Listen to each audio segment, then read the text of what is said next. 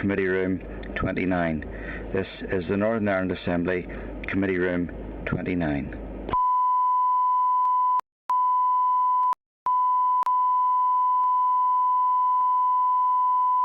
This is the Northern Ireland Assembly, Committee Room 29.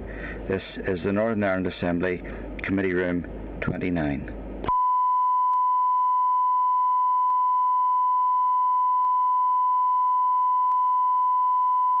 This is the Northern Ireland Assembly, Committee Room 29.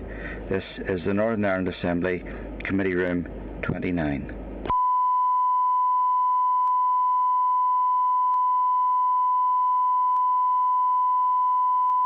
This is the Northern Ireland Assembly, Committee Room 29. This is the Northern Ireland Assembly, Committee Room 29.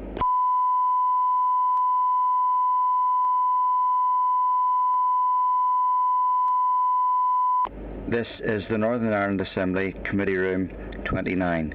This is the Northern Ireland Assembly, Committee Room 29.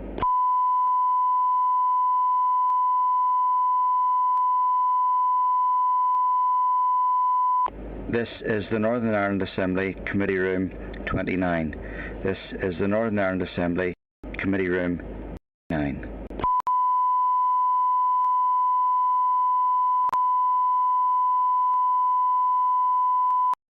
This is the Northern Ireland Assembly, Committee Room 29. This is the Northern Ireland Assembly, Committee Room 29.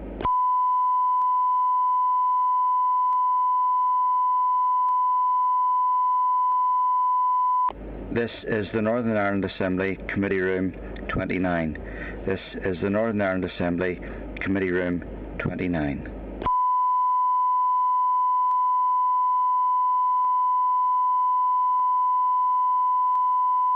This is the Northern Ireland Assembly, Committee Room 29.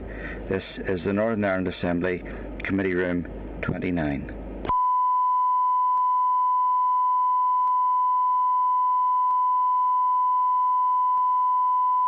This is the Northern Ireland Assembly, Committee Room 29. This is the Northern Ireland Assembly, Committee Room 29.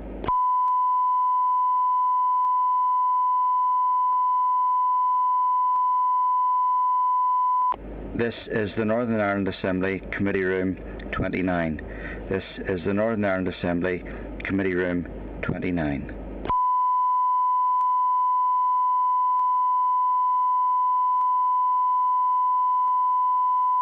This is the Northern Ireland Assembly, Committee Room 29.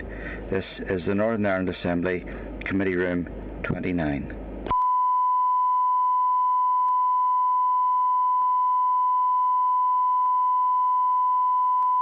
This is the Northern Ireland Assembly, Committee Room 29.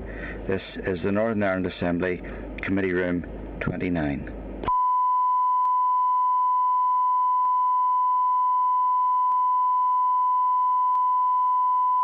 This is the Northern Ireland Assembly, Committee Room 29. This is the Northern Ireland Assembly, Committee Room 29.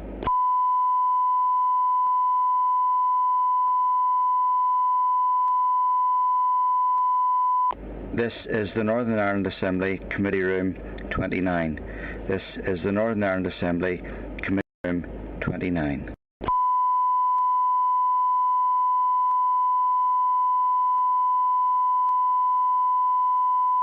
This is the Northern Ireland Assembly, Committee Room 29.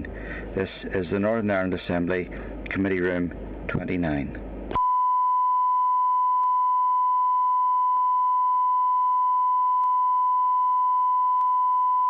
This is the Northern Ireland Assembly, Committee Room 29. This is the Northern Ireland Assembly, Committee Room 29.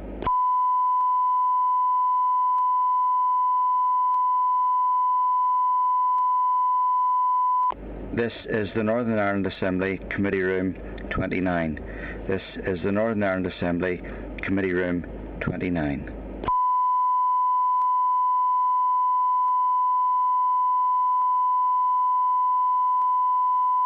This is the Northern Ireland Assembly, Committee Room 29. This is the Northern Ireland Assembly, Committee Room 29.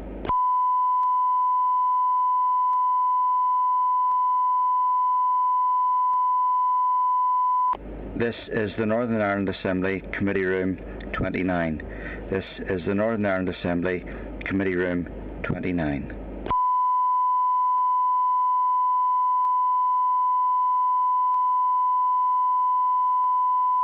This is the Northern Ireland Assembly Committee Room 29.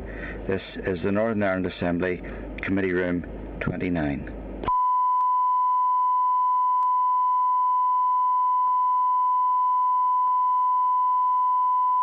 This is the Northern Ireland Assembly Committee Room 29.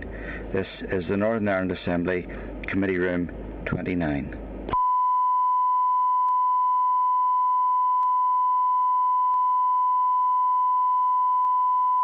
This is the Northern Ireland Assembly Committee Room 29. This is the Northern Ireland Assembly Committee Room 29.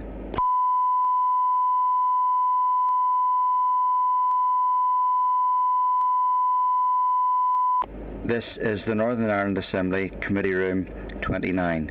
This is the Northern Ireland Assembly Committee Room 29.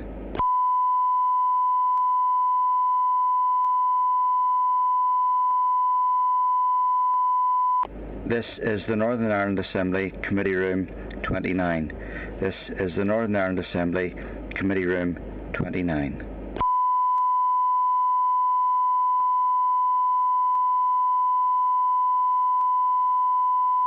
This is the Northern Ireland Assembly Committee Room 29.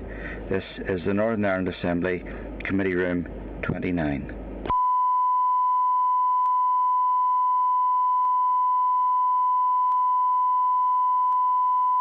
This is the Northern Ireland Assembly Committee Room 29. This is the Northern Ireland Assembly Committee Room 29.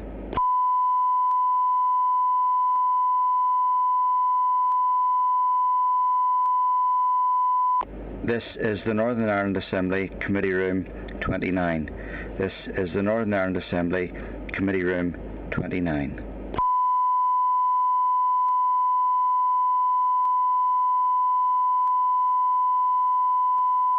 This is the Northern Ireland Assembly Committee Room 29.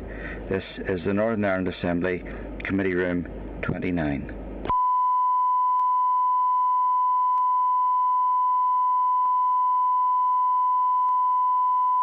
This is the Northern Ireland Assembly Committee Room 29. This is the Northern Ireland Assembly Committee Room. I'll call the meeting to order, and we are now in public session. And can I ask Assembly Broadcasting to keep all members in the spotlight for the next 4 items, and welcome everyone to this public meeting of the Education Committee. Agenda item 1 is apologies. Are members aware of any apologies? No. Okay, then agenda item 2, chairperson's business. Can I inform the committee that members had an informal meeting on Tuesday with Karen Mullen, MLA, regarding her private member's bill on holiday hunger. No firm timescale yet for the introduction of the bill, but good progress is being made, and it will likely come to the committee in due course. Record of the meeting is tabled today. Obviously an issue that the executive made significant progress on, introducing the direct payments for free school meals during all holiday periods. So hopefully the bill can build on that progress, and Karen will be successful with that proposal. Programme sound.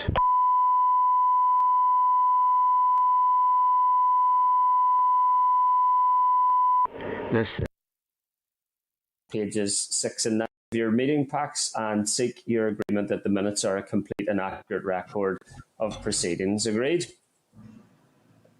Agreed. Thank you. Okay, members, there are no matters arising, which takes us to agenda item 5 and our oral briefing from Autism NI on mandatory teacher training.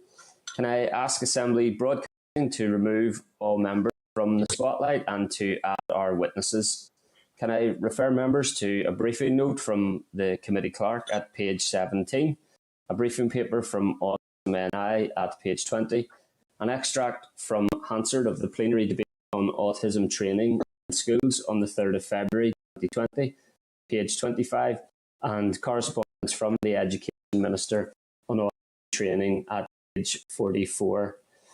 Clark, are witnesses with us? Not yet. I think you're on mute, Clark. That's okay. Oh, there they are. Okay. Yeah, they're not. I'll just, yeah. Well, there's Kerry now.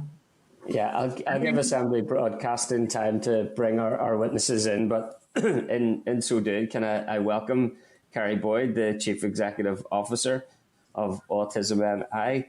Kerry, I think you're being joined by Kelly and Christine, is that right? Yes, Christine Kearney is joining us, who's the Director of Development at Autism NI. Kelly has a family emergency which happened last night, so unfortunately she won't be able to be here today. Okay. So, sorry to hear that, and if you extend our regards to Kelly for that, wish her a good outcome in relation to that. You're very welcome though, Kerry, with Christine. Can I advise you and Christine that the committee will give you 10 minutes to make an opening statement, and that'll be followed by questions and discussion with the members, which can be answered by any of you. So you're very welcome. I'll hand over to you.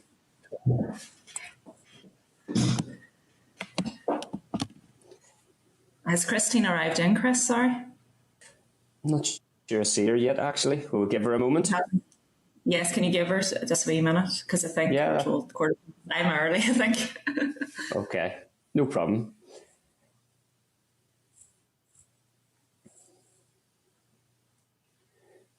Clark, are there any other items you want us to progress while we're just giving Christine a moment there for the 9:15 start? Yeah, I think you're on mute. We could start into correspondence if you wish, Chair. Okay. Yeah, we can make a start. Yeah, just to give Christine a minute there, if we'd advised that this slot was a 9:15 start. Is that okay? Sure. Okay. Happy enough for that, Carrie? Yeah. As soon as I see Christine, I'll come back to you guys. Okay. So if Assembly Broadcasting could bring members back into the spotlight. And we'll move to agenda item 7. Clark, I'm getting echo of myself. Are other people getting that, or can you hear me okay? I can hear you okay, Chair. Okay, that's good. All right. Okay. So members, correspondence starts on page 81 of your pack. There are 34 items, and as usual, there's a summary page at page 83. I'll just highlight some items. Item 7.2 on page 88 is a response from the department providing background and explanation for the decision to close St Mary's High School, Brawla. Are members content to note that and forward the response to the correspondent who raised it initially? Okay. Great, I know Pat had raised that previously. Yep, content to agree that. Pat, yep. Sorry, Jerry. I mean, it's disappointing that the minister's going ahead with this original decision, because and perhaps sometime the committee might have a broader conversation around the issue of area planning and the view that I have that one size does not fit all, that there have to be some exceptions to the rule, and I suppose we need to have a discussion at some stage with the minister about how he proceeds on that basis, because let's be fair, it's all politics. There's no votes for Peter Weir in that neck of the woods. He can go ahead and close that. Pat, sorry to pause you for a moment. Could I just ask other members to make sure they're on mute at this stage while other members are speaking? Thanks. Go ahead, Pat. Yeah, there's a lot of feedback there. You know, as I say, I mean, the minister has made the decision to close the school. It's not going to affect him politically in that area, and that's always one of the drawbacks when you have a plan that doesn't allow for any sort of exclusion to or exception to the plan. And, you know, what happens when there is a school that's particularly isolated. But, I mean, I think it's too far gone now to make any change, but I just want to express my own disappointment. Thanks. Thanks, Pat. And I think you raised some important points in terms of appropriate area planning for areas across Northern Ireland in those different contexts. Perhaps it would be appropriate if the Education Committee responds to the Education Minister just to ask for full clarity around what alternative arrangements are going to be put in place for pupils affected by this closure, because I realise it does create significant challenges for many of those pupils. Would members be content with that action? Agreed? Chair, I think just to follow on from what you said, maybe in terms of our line of work going forward, it would do no harm just to look at area planning and how school closures are happening and where and what basically if there's schools amalgamating, is it being coordinated properly, or if it's just straight closure? Because like, I'm aware of other examples. Like, there's a brutal example, I'll not name them on public record now, but there's a brutal example that I'm aware of where quite a number of schools came together into a much smaller site, no facilities whatsoever for the children in terms of the actual estate, which in the long term would make that school less attractive than one that's further down the road and potentially make it unsustainable. So there's big issues about how these things are being operated, and I think really we should divert our attention to it at some stage soon. Okay. Yep. Content to agree my proposed response to the Education Minister and for us to take a substantive session on area planning. Members, agreed? Agreed. Thank you. Okay, Clark, thank you. Thank you. Okay, so members, we can continue with correspondence. Our other witness is now with us, but we can finish this item if that's okay. Finish this one item and then we'll go back to Autism NI. Thank you, Clark. So you want to continue with correspondence? Yeah. Did you just say one more item? I'm content to pause there if you want and return to Autism NI. Yeah, can do. Is that okay? Okay, thanks for that, Clark. I see that we have Carrie Boyd and Christine Kearney with us. If Assembly Broadcasting could remove members from the spotlight and add our witnesses, that would be great. Okay, Carrie and Christine, you're both very welcome again. We're ready to start. We'll hand over to you guys for your opening statement, and then we'll look forward to engaging with you on questions and discussions. Thank you. Thank you. Thanks, Chris.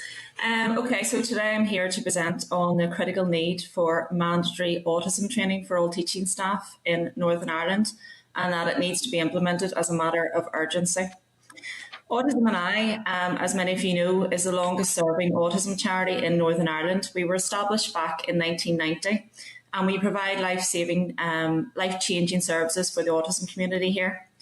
We provide a family support service, which includes a helpline, which takes over 5,000 phone calls every year from autistic adults, parents, carers, and also professionals. We also have a support group network, which facilitates over 22 support groups throughout Northern Ireland, and an early intervention service that provides over 2,000 families support every year. The organisation fully understands the needs and priorities of our autism families here. We have continual engagement with autistic adults, families, parents and professionals about autism. The charity is also the longest serving autism training provider in Northern Ireland, and we've been doing that for over 20 years. We provide accredited training for over 2,000 professionals every year. We're also, as you know, as Chris knows, involved in lobbying and awareness raising for autism supports and services, and we provide the all-party group on Autism Secretariat. As you know, for those that don't know, autism is a developmental disability, and it influences the way a person interacts and communicates and sees the world around them. It is a spectrum condition, which means it varies from person to person, and for that reason, so many people and children with autism have varying issues, one of the main issues at the minute is education. Statistics for Northern Ireland are incredibly high. We have 1 in 24 school-age children being diagnosed with autism, And there has been a huge prevalence increase with the diagnosis of autism, particularly over the past 10 years. 6.4% of males, school-age children in Northern Ireland, are being diagnosed with autism. That is 1 in 16 boys. And there's 1 in 50 girls. We know that there's usually about 3 times more boys than girls who are given a diagnosis of autism. 14% of autistic children, however, do not have a special educational need. The vast majority of children are in mainstream education. Only 22% of autistic adults are in any type of employment, whether that be full-time or part-time, and this is less than half of the average of people with a disability within the UK, and as I'm sure you agree, it's completely unacceptable. We receive as a charity over 5,000 phone calls every year, and education remains to be one of the most needed supports within those phone calls. We did an education survey ourselves a few years back, and over 120 parents took part in that survey. And within that survey, even though it was a charity-based one we did ourselves, a third of those parents have said their children are on reduced timetables. Therefore, they're not getting the full education experience. A recent survey conducted in 2020 on the private members bill, which has been put forward by Pam Cameron, DUP MLA, had over 1,800 responses. And it showed that over 95% of those respondents felt that compulsory accredited training in autism within our schools is needed. So the overall issue is, back in September 2019, the charity did a petition on mandatory autism training for all teaching staff in Northern Ireland. We had a huge response. Over 10,000 people signed that petition within only a few days. Subsequently, a motion by Pam Cameron, who's the chairperson of the all-party group in autism, was proposed, and on mandatory teacher training, and it was debated within the chamber in February 2020. Within this debate, there was unanimous cross-party agreement, including the Minister for Education, that mandatory teacher training should be introduced as a matter of urgency within Northern Ireland. However, to this date, it still hasn't happened.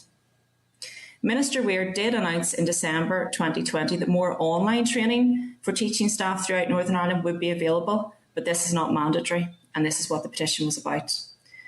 This contradicts, in my view, the commitment he made at the start of 2020 to make this training mandatory. Teachers can access this new online training in their own time, suggesting it is pre-recorded and not interactive, and most importantly, not mandatory. The Department of Education, as you guys know, has invested substantial resources into autism training materials and a programme of support through Middletown over the past 14 years, as well as the Education Authority's Autism Advisory Service. Given that every single teacher in Northern Ireland will teach multiple autistic children throughout their careers, we believe that every teacher needs to be trained up on this. It should never be a lottery whether a child receives is able to gain that correct support from a teacher who understands them and gets their full support needs met. The latest correspondence from Minister Weir, which was provided to the all-party group on autism, was dated back in January 2021 of this year. And it states that over 11,000 teachers have availed of autism training so far. There's no indication whether these are 11,000 individual entities or 11,000 participants. So that could be one teacher has done 3 courses, but 11,000 people have attended 11,000 courses.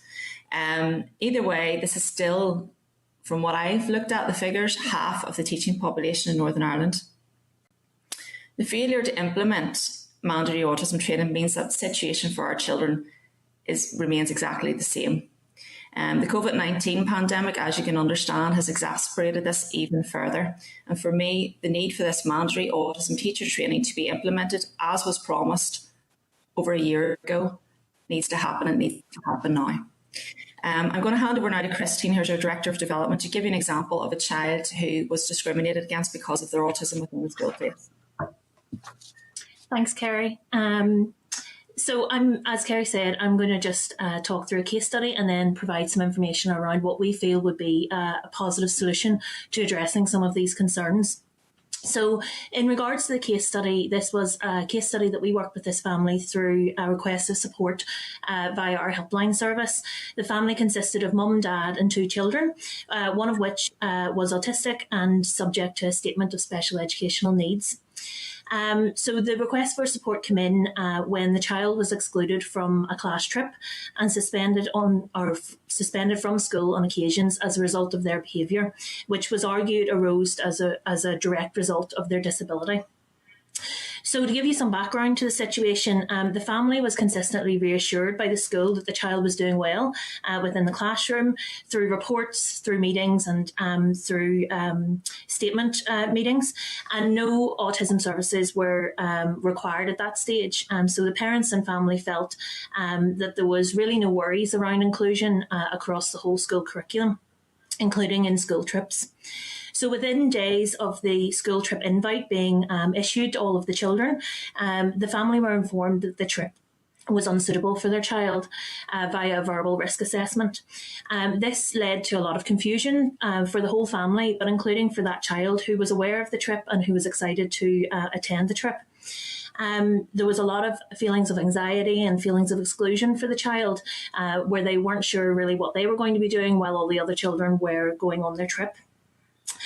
So the family tried to engage with the school to discuss what could be adapted to provide support to allow the child to attend school or to attend the school trip and to participate actively. Within their special educational needs report, there was a real focus on helping the child to socially integrate and socially connect with their peers. And the parents really felt that this would be a really good opportunity to be able to do that. So they were really keen on working with the school to allow the child to participate in this. Weeks after this, there was a written risk assessment that was provided to the parents, which then actually just focused on the needs of the child arising from their disability. And there was little to no consideration within that written risk assessment around adjustments that could be provided for that child to attend the school trip. Parents were, as you can imagine, really disappointed with this, and further issues within the school then after the school trip led to 2 suspensions being given to the child, which parents felt again was due directly to the child's disability and the lack of appropriate support that was being given to the child to manage anxieties and manage behaviours. For example, one of the strategies that the school talked about was that the child could go to their safe place underneath their desk in front of the rest of the classroom, which the parents really weren't happy with and didn't feel was an appropriate level of support. So the parents, looking at all of the evidence and looking at the impacts on their child and their whole family, looked at the option of a special needs tribunal and went through that tribunal process. The tribunal found that the child and the family was subjected to unlawful discrimination relative to both the school trip and the unlawful exclusions. Overall, the tribunal summarised that the school failed to make reasonable adjustments for the child based on their disability and that the school exclusions should be expunged from their report. From the child's report and history. The tribunal really supported the family to understand a little bit more about what happened and to have their worries recognised that their child wasn't receiving the right level of support and was being discriminated against based on their disability, in this case autism. But there were wider impacts as well. So after the tribunal was considered, the family are now homeschooling this child following the poor support and the negative experiences that the child found and that impacted the whole family. So there are wider, longer term impacts of those things as well as the initial stress and anxieties that were caused by the whole process. So that's just one example of a family where they're really struggling to receive support and struggling to really access the educational experience for their child. Now I just want to spend our final time with you to talk through really a proposed solution to some of the issues and challenges that we've addressed and talked about. From the available research, statistics, and from consultation with the autism community, Autism NI recognises that improving provision of teacher training should be focused on two key areas: improving the quality and content of the training and ensuring consistent access to the training across Northern Ireland. So firstly, the quality and content of any autism training should be reviewed and improved to ensure that it really empowers staff in a practical way to support autistic pupils. Importantly, any training delivered should be facilitated live by experienced trainers. This enables the training to be individualised depending on the audience and for staff to ask questions and discuss concerns. There is clear research to show that interaction and discussion is vital to support learning and allow for training to be effective at changing attitudes and practice. Standardised pre-recorded information that staff are not actively engaging in is very unlikely to affect change and more likely to become a tick box bare minimum that's not outcomes focused. Training should be focused on practical support so that teaching staff build knowledge, confidence and skills. Sample strategies should be provided to staff that they implement within the classroom. A best practice approach would be for the training to include the creation of an individualised action plan for each school to follow as a guide to supporting pupils. This would promote a structured and consistent approach that will be outcomes based and ultimately provide increased supports. The second suggested improvement that we have to training provision is standardising the access to training by making it mandatory for all teaching staff. We want to move away from the inconsistency that pupils currently face when transitioning and progressing from school or through school. That creates an environment where families have to battle for supports to be provided year after year as children move between classes and between schools. We feel that this is a vital step that needs to be implemented to promote a whole school approach and provide consistent educational support for autistic children in Northern Ireland. Moving to a mandatory approach demonstrates a commitment from the Department of Education that they support and empower teachers within their roles and that they recognise the need for equality within education. The mandatory training could be implemented within the current system of staff development closure days, similar to how safeguarding training is rolled out consistently across schools. Mandatory training should be made available for new teaching staff as well as existing staff, and refresher training should be made available to maintain that good practice. So the current prevalence rate of autism and the large body of evidence recognising the current barriers to accessing and attaining education warrants this change. Any improvements to training quality and content will only have limited impact if it's not made mandatory for all teachers across Northern Ireland. We envisage these changes and adaptations to the current system of autism support are reasonable and realistic to achieve. They will make great progress in supporting autistic children's rights to access and attain high quality education. This early support will also avoid many challenges that the Department of Education are currently facing in relation to crisis supports for children and tribunals that proceed due to a lack of appropriate support being provided at an earlier stage, just like in the case study that I talked about earlier. Implementing these changes will be cost effective and support all stakeholders involved. Most importantly, these simple improvements have the potential to positively impact the educational outcomes and wider life opportunities for many autistic individuals, including in the areas of employment, mental health and social inclusion, all of which we know are such vital issues within the autism population. All autistic children have the right to a high quality education. Implementing these changes will improve equality and inclusion for the autism community within education and across the lifespan. Thank you. Thank you, Christine and Kerry. I should probably declare an interest at the start as a member of the All-Party Assembly Group on Autism, a proud member and very grateful for the work that Autism NI is doing with all the MLAs on the All-Party Group on Autism.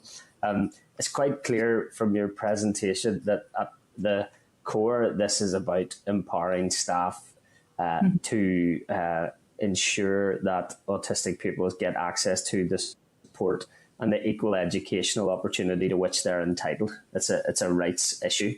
And you've set out quite clearly a solution there. So my simple question before I bring other MLAs in is, if given that you've got a really good, clear understanding of the action that needs to be taken, what level of response have you received from the Education Minister with regards to the specifics of that proposed solution? Well, Chris, we've already met with the Minister for Education prior to the COVID-19 pandemic. And he seemed at the time very encouraged about it. And now this was before the petition. And he understood what needed to be done, I felt at the time. I've also met with John O'Dowd a number of years ago too, whenever he was Minister for Education on the same issue. And, you know, it was all very positive, and I felt that within the chamber that day, what he had said, that, you know, that this was a matter of urgency to introduce this. I felt this was, so to speak, a done deal and it would be introduced. However, he has instead introduced more online training. And that online training is still not mandatory, and that is our issue. It has to be mandatory. Every teacher needs to be doing this training if they're teaching an autistic child. Okay, appreciate that. And obviously the impact of partial school closure and COVID lockdowns has served only to exacerbate the need for this training in order to assist pupils to access that education recovery and education opportunity on their return to school, yeah? Absolutely, I think. Yes, over the past... Oh, go ahead, Kerry. I'm sorry, my screen keeps freezing here, by the way, so that's why I might seem a bit... I can't see you talking. I can hear you, okay? We can hear you loud and clear as well, so you go ahead, Kerry. Yep. That's okay. I wasn't sure because it keeps freezing. Yes, over the past year, the pandemic has obviously exacerbated this. So many children all children in Northern Ireland have had an exceptionally hard time where there's been a change in routines and structure to their day. And obviously, last minute lockdowns with schools as well and closures, and children having to adapt to that. It would make such a difference if that teacher that was working with that child, whenever they're being reintroduced back into the classroom, understands the autism and understands that they will arguably find it much harder to be reintroduced to the routine again than possibly other children in the classroom. Sorry, Christine, go ahead if you have something to say. No, I was going to say something very similar. So just, I suppose, to follow on from Kerry's point, we know that autistic individuals have been affected disproportionately because of COVID. And for us, reintroducing school and reintegration back into the classroom without those supports, without that understanding of how COVID has impacted on routines, on anxieties, is going to be really, really challenging for a lot of those children. And we recognise that there are a lot of parents that have phoned our helpline and that we're connected with who have massive anxieties around reintroducing and reintegrating back into school. And the other point that I would make is that actually a lot of the strategies that we would cover and we would explore within autism training, or that we would foresee being explored within this autism training, would actually, especially at the moment, help a lot of children with anxiety, help a lot of children who are struggling because of COVID or because of other anxieties and challenges that they're experiencing. And we always talk about good autism practice actually being really good practice for a lot of children, especially children who have a range of special educational needs or are experiencing challenges. Thanks for that. We've got. We'll write to the Education Minister on the agreement of the other members to seek an urgent response to the specific proposals that you're making, given the urgent nature of them.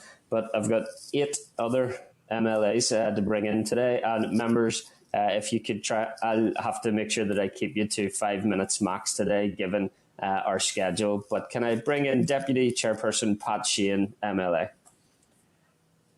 Thank you, Chair, and thanks to Kerry and Christine for your presentations. We're very supportive of the need to create greater awareness and training for school staff when it comes to autism and other special educational needs. As you have outlined yourself, there has been an exponential rise in the number of children presenting with autism and special needs, so school staff need to be equipped in dealing with that situation. Now, I know the debate took place in the Assembly last year, and although I wasn't present for that at the time, I hear there was some confusion around the position of the unions in regard to mandatory training. Have you had any engagement with the unions around that issue? And if you had, what was the outcome? Thanks. Well, Susan Thompson, who was the president of the Ulster Teachers Union, actually spoke at our rally at Stormont back in September 2019, and she was fully supportive of it. I'm not sure whether it's more, from my point of view, I don't think it's an issue. And I would like to say, which probably should have said at the start of this is about supporting teachers as much as it is supporting children with autism. The teachers need to have the right training and understanding. They're put in a classroom with possibly 2 children with autism. And if they don't have the right training, it's a very stressful time for them as well. So this is about as much supporting them as it is our children. But yes, from what I know of, I would argue, because I have heard this as well about the teachers' unions, and I think it's more about their workload. That's my opinion, about doing more training or extra training. But for many teachers that Autism NI is engaged with, and we've been around for 30 years, they're very, very receptive of this. And they're actually, Christine will tell you, like they come sometimes on Saturday mornings and pay themselves to do autism training because maybe they have a child in their classroom in their own free time to do it. So we know it's needed and we know that they want it. I think it's a bigger issue. I think it's maybe about extra workload or something. I don't really know the ins and outs of what's going on in the educate, but that's what I feel it is. I don't think it's about the autism training per se. Christian? Yeah, and I think, through our helpline, through the training that we provide, we do have we do have teachers coming on. We do have teachers phoning our helpline to access supports to try and get visuals so that they can print them at home and then bring them into the classroom. So we know that there's lots of great practice and there's lots of really great enthusiasm to support children on the spectrum. It's really for us about facilitating a change to help the teachers feel empowered and to help them feel that actually from, I suppose, the top down, from the department, that they are being given the resources and the time to be able to implement that. Because right now there are lots of teachers who currently don't feel that and are really struggling. And we know that teachers are in the job to be able to support children, and we need to empower them to be able to do that for all children, regardless of their disability. Yeah, and thanks for that. And I mean, I absolutely agree with what you're saying. And I think it's a crazy situation where teachers are in classes with autistic children and don't have the required training to deal with that particular condition or other special educational needs. It's crazy. But I mean, if there is some resistance from the unions, I think engagement can only help to formulate an agreed way forward so that obstacles aren't there and that yourselves, the unions and the department are all in agreement about how we move forward on this issue. So thanks for that. And just one other short question, Chair, if I'm still within my time. Yeah, that's 4 minutes. That's 4 minutes. Pat, if you ask your question and the guys are concise, we've got time. Thanks. We heard some very disturbing evidence recently about the use of restraint and seclusion in schools. And I'm wondering if you have had any engagement with the department around the use of restraint and seclusion and the restraint and seclusion policy within schools. Thanks. Okay, so we have had, again, over the years with our experience, we have had parents who have called us or spoken to us about this issue. We know there was quite a high profile one that also presented to you not so long ago, the Education Committee. And yes, we actually as a charity brought it up at the all-party group in Autism, Crystal say, about the outdated policy that there was, that from what we have read is that each school can, I think the policy is 20 years old or something like that, and that each school can make up their own policy on it, which we were horrified about. So Autism NI has actually brought that to all party group, and Chris will tell you, maybe 9 months ago. So it's a really big concern, and obviously autistic children could be disproportionately disadvantaged in that as well, because it's more likely to happen probably to an autistic child. And yes, we are totally behind this, that it needs to be updated, and each school needs to know what the policy is and what the reporting mechanisms and that is for it as well. Yeah, and it dovetails in with the issue of training Exactly. Teachers, you know, the policy must connect with the training that teachers are receiving. So I would suggest that you raise it as a matter of urgency, I think, with the department. I mean, you're the advocacy group for autistic children, and that's what the Minister needs to hear. So I'll leave it there, and thanks, Christine, and Carrie, again, thank you. Thanks, Pat. Can I bring in Robin Newton, MLA? Can I thank Autism NI for their presentation this morning?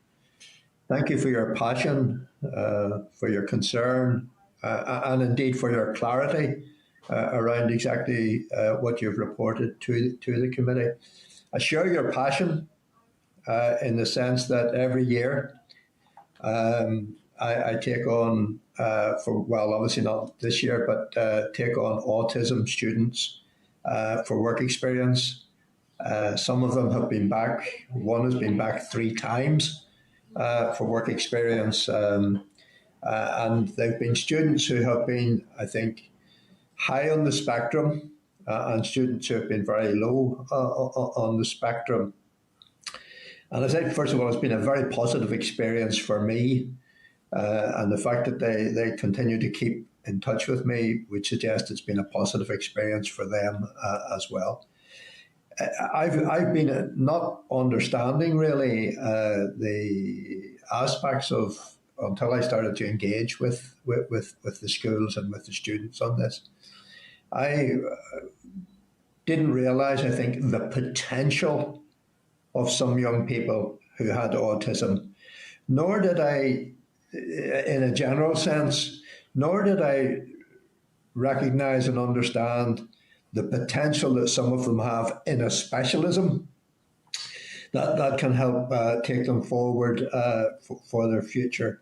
So I would encourage you, I would encourage the committee, and the chair has already suggested that we write to the Minister, but there is obviously something wrong in the blockage if you first started to engage with John O'Donnell when he was the Minister for Education, and if you have had some success in the sense that online learning is available, there's obviously some problem somewhere about making this training mandatory. And I suppose I do agree wholeheartedly that teachers do need to have these skills and this understanding in order to get effectiveness, not only for the child who has autism, but indeed for all the other children within the classroom. Can I just ask the question around the mandatory?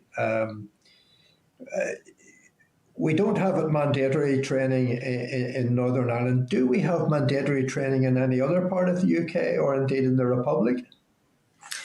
No, I would say that the Republic of Ireland is, their autism statistics in that are not as clear as ours are, first of all, to be able to report on what they're doing down there. We obviously have the Autism Act, which brought in Autism NI led that campaign back in 2011. And the reason why we have such clear statistics is because of the Autism Act and the Autism Strategy that came from that. But no, it's not mandatory down south. England, we're supposed to bring it in a year and a half ago, and I think they're still waiting on that being brought in. However, they do invest quite a lot of money in the autism education training service over there, and they don't have as high a prevalence rate as we do in Northern Ireland for school-age children coming through. Now, whether that's because, again, their Autism Act is only for adults, so they're not counting children, so the prevalence could be the same as ours, but we don't know because we don't have statistics. But there's at the minute is 1 in 100. They're quoting as the amount of autistic people within England, whereas we're saying it's 1 in 24 school-age children. But yes, they have definitely, it has been brought to the fore. The National Autistic Society has brought it to the fore over there at Westminster, and they were supposed to bring it in, I think, about a year and a half, 2 years ago. I don't think it has been brought in. I think there were issues with that as well. Don't know what happened there. But I know that they were ahead of us actually about bringing this in because they see the need for it. The NHS over there as well has made it one of their top priorities for the next 10 years because, again, they see the prevalence rates and the need for support But yes, it's something that I can look into again, what's happening in England. Autism NI is part of the Autism Alliance UK, so we meet with all of the Scottish, Welsh and English charities a couple of times a year, so it's something I can bring. Yeah. Robin, if I could just come in shortly, apologies that our time is so short today. That's your 5 minutes if you want to make a closing comment there, Robin. Thank you.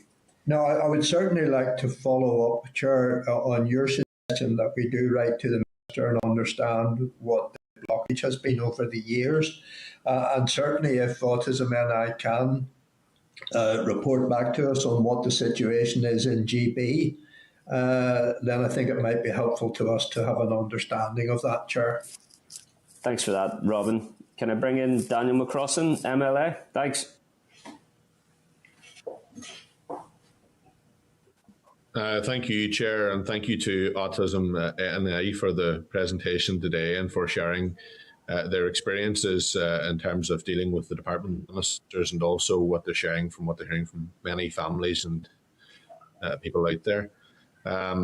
You've already said about the increase in numbers of children being diagnosed with autism each and every year.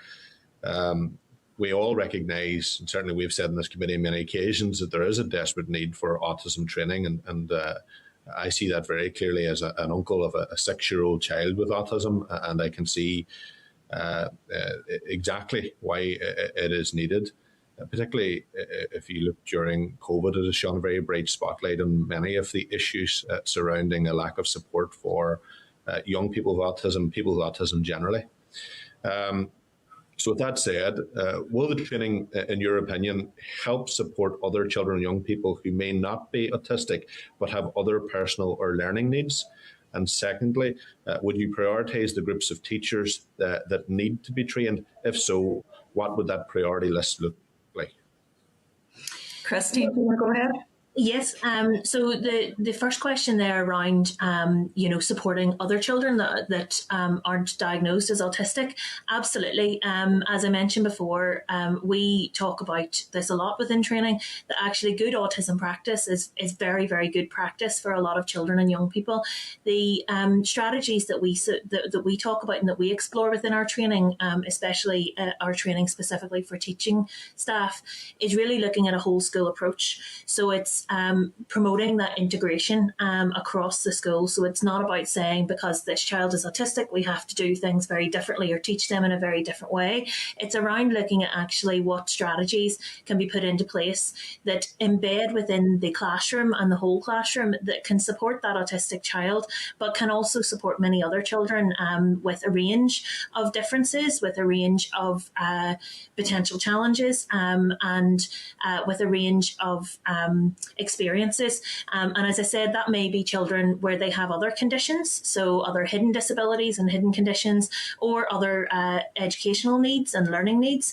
Or it could be children in the current situation who are being reintegrated back into school, highly anxious because of the current COVID situation and their experiences over the last year. So absolutely, we really envisage that not only will this training support teachers to really empower and build on the strengths of those 1 in 24 children on the spectrum, it will also be a really good practice approach for lots of children right across their school and right across their classroom.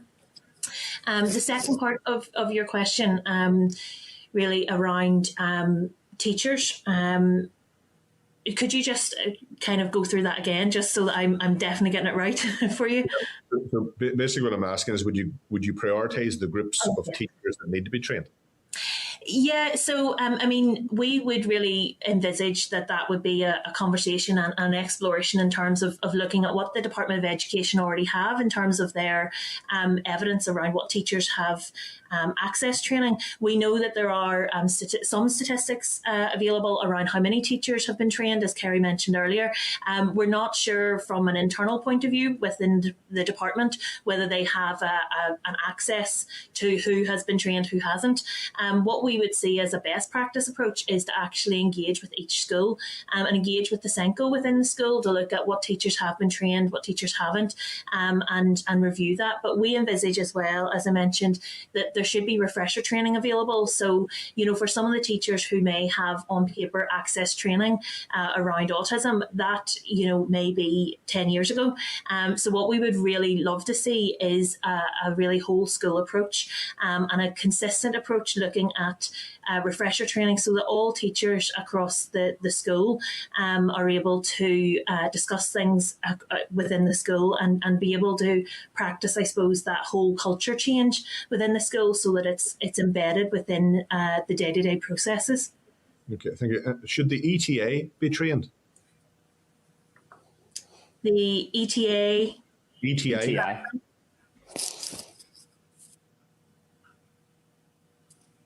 Sorry, could you clarify the ETA? The inspectorate.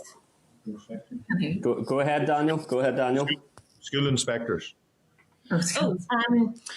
Well, yes, absolutely. I mean, I suppose we have been focused very much on mandatory training for teachers and teaching staff, but we recognise that actually in a best practice approach, anyone involved in decisions around children's educational attainment and children's educational experiences should have an understanding of autism. If school inspectors are coming in and looking at those processes, it's important and vital for them to have an understanding of why certain processes are being put into place and an understanding of the wider SEN process. Thank you. That's very helpful. Just in terms of the current situation. Last question, Daniel, thanks. The current situation we're faced with in terms of the pandemic, it has had a huge impact on families and children with autism. How do you rate the effectiveness of the support being offered to autistic children and young people at the moment? Do you believe it's comprehensive enough? And are there inconsistencies in provision? And would you believe that if mandatory training was in place, would that have alleviated a lot of that pressure? I think certainly inconsistencies are in place and were in place pre-COVID. We see that through our engagement with families, through our helpline, through training, through our support groups. We have some families who have really positive experiences and work really well with their school and their teacher for their child. And then we have families who have extreme challenges right across the educational experience for their child. And that's something that has happened before COVID, but certainly we've seen the same with COVID. Families who have been getting lots of support from some schools and other families who have felt really, really isolated and really disadvantaged because of the impacts. So I think, I suppose, if I was to summarise it in any way, inconsistent is something that definitely comes up. And again, that's why we're so focused on providing mandatory support because the inconsistency that we see across schools and education is one of the key factors that keeps being highlighted to us. So if we can get this mandatory, we think that will really push forward a consistent approach across Northern Ireland. Chair, thanks, Daniel. Very, very brief question. Very brief because we're really short for time for today. Daniel, thanks. Go ahead.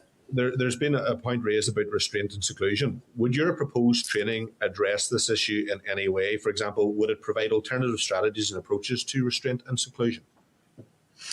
Well, yes, I think restraint and seclusion very much is a strategy that should be avoided at all costs, and it's certainly in many cases seen as a crisis strategy when things are really going wrong. What we would envisage is actually if there is a preventative, proactive approach where teachers are confident and skilled in the use of a range of preventative and proactive approaches, that, as Kerry said, many of the situations that occur where restraint and seclusion are potentially used may not actually occur because we're able to support those children at a much earlier stage and address the concerns and the issues. Thanks for that. Can I bring in Robbie Butler, MLA? Thanks, Daniel. Robbie. Thanks, Chair. I'm in the spotlight yet? Yeah, I think I am. Okay, guys. Hi, Carrie and Christine. Brilliant presentation. Just like the Chair had to do, I'll declare my interest. Obviously, I'm a member of the Autism All-Party Group and was involved when we went and visited Middletown a number of years ago, which seems like an awfully long time ago. And we had a fantastic presentation when we were there, and that obviously helped to I suppose, give the energy and the detail to the motion that came forward and the all-party methodology in terms of tackling this. So it is slightly disappointing. I think we're going to get there. It's slightly disappointing we haven't quite cracked that nut just yet in terms of the numbers, Carrie, in particular. But can I ask then, given the role that classroom assistants particularly play, and very much in the one-to-one scenarios and so on, how important would it be that it's not just teachers but classroom assistants are picked up in the mandatory training as well? Well, it's actually for all teaching staff. Sorry, I should have made that clear at the start. It's for all teaching staff throughout Northern Ireland. And I know that they aren't, so to speak, teachers. They're not teaching the child, but they're working with the child. So absolutely, they need to be trained up as well.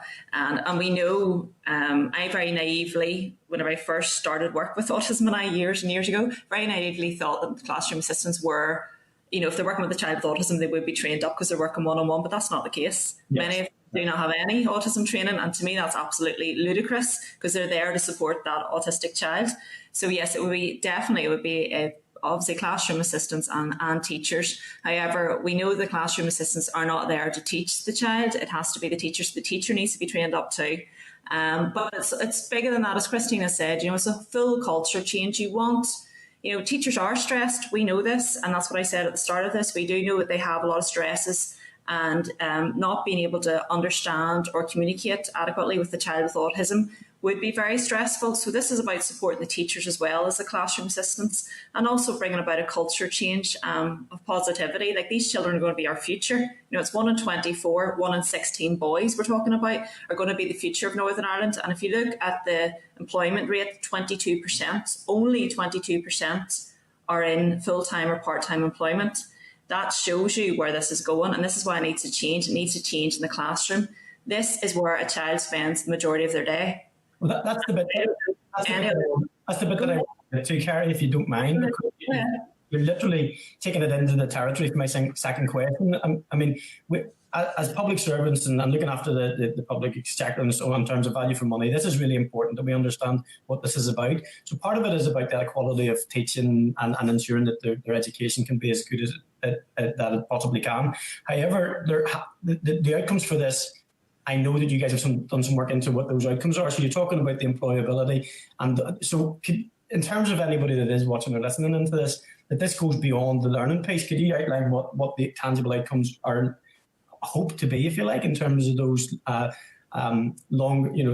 life outcomes for young people with autism?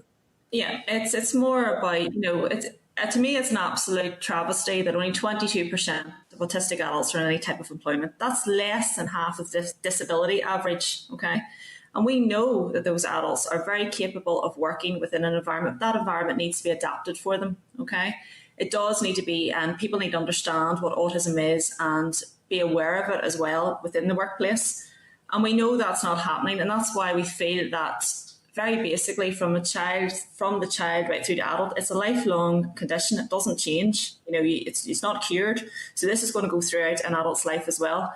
And for us to know that all of these adults are sitting in the home possibly, and a lot of them have mental health issues.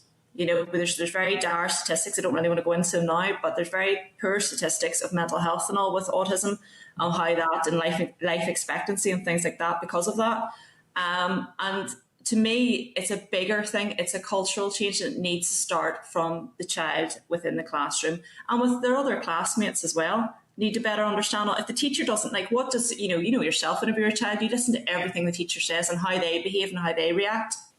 If they're reacting badly, so to speak, or not understand a child with autism, how do you expect other children within the classroom to understand? It's about getting that right then and there. And I feel that will happen if we help those teachers and classroom assistants better understand. Okay. Thanks, Robbie. This will be my final question. It's actually two. Thanks, Robbie. Because I know I'll be tight for time here. So this is about the specific training that we're talking about at the moment. So the first part of the question is, do you believe that the training package that's available at the moment is appropriate, that it covers the things that need to be covered? You talked about it being online. Is that the case?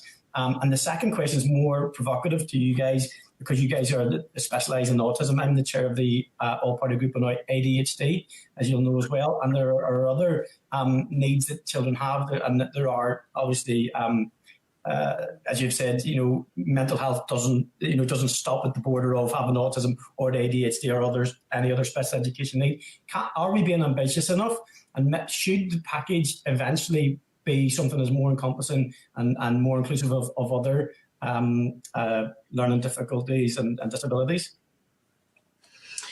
Well, yes, in terms of the training, again, we, Autism NI, provide our own training packages and things, so I could talk, I suppose, more specifically on those. But in regards to the training currently provided by the Education Authority or by the Department of Education, I think it's really about, or what we would like to see is a complete review really of what is provided, because again, there's a lot of different elements that are provided. There's a lot of different options that are provided, but a consistent approach as to what autism training means.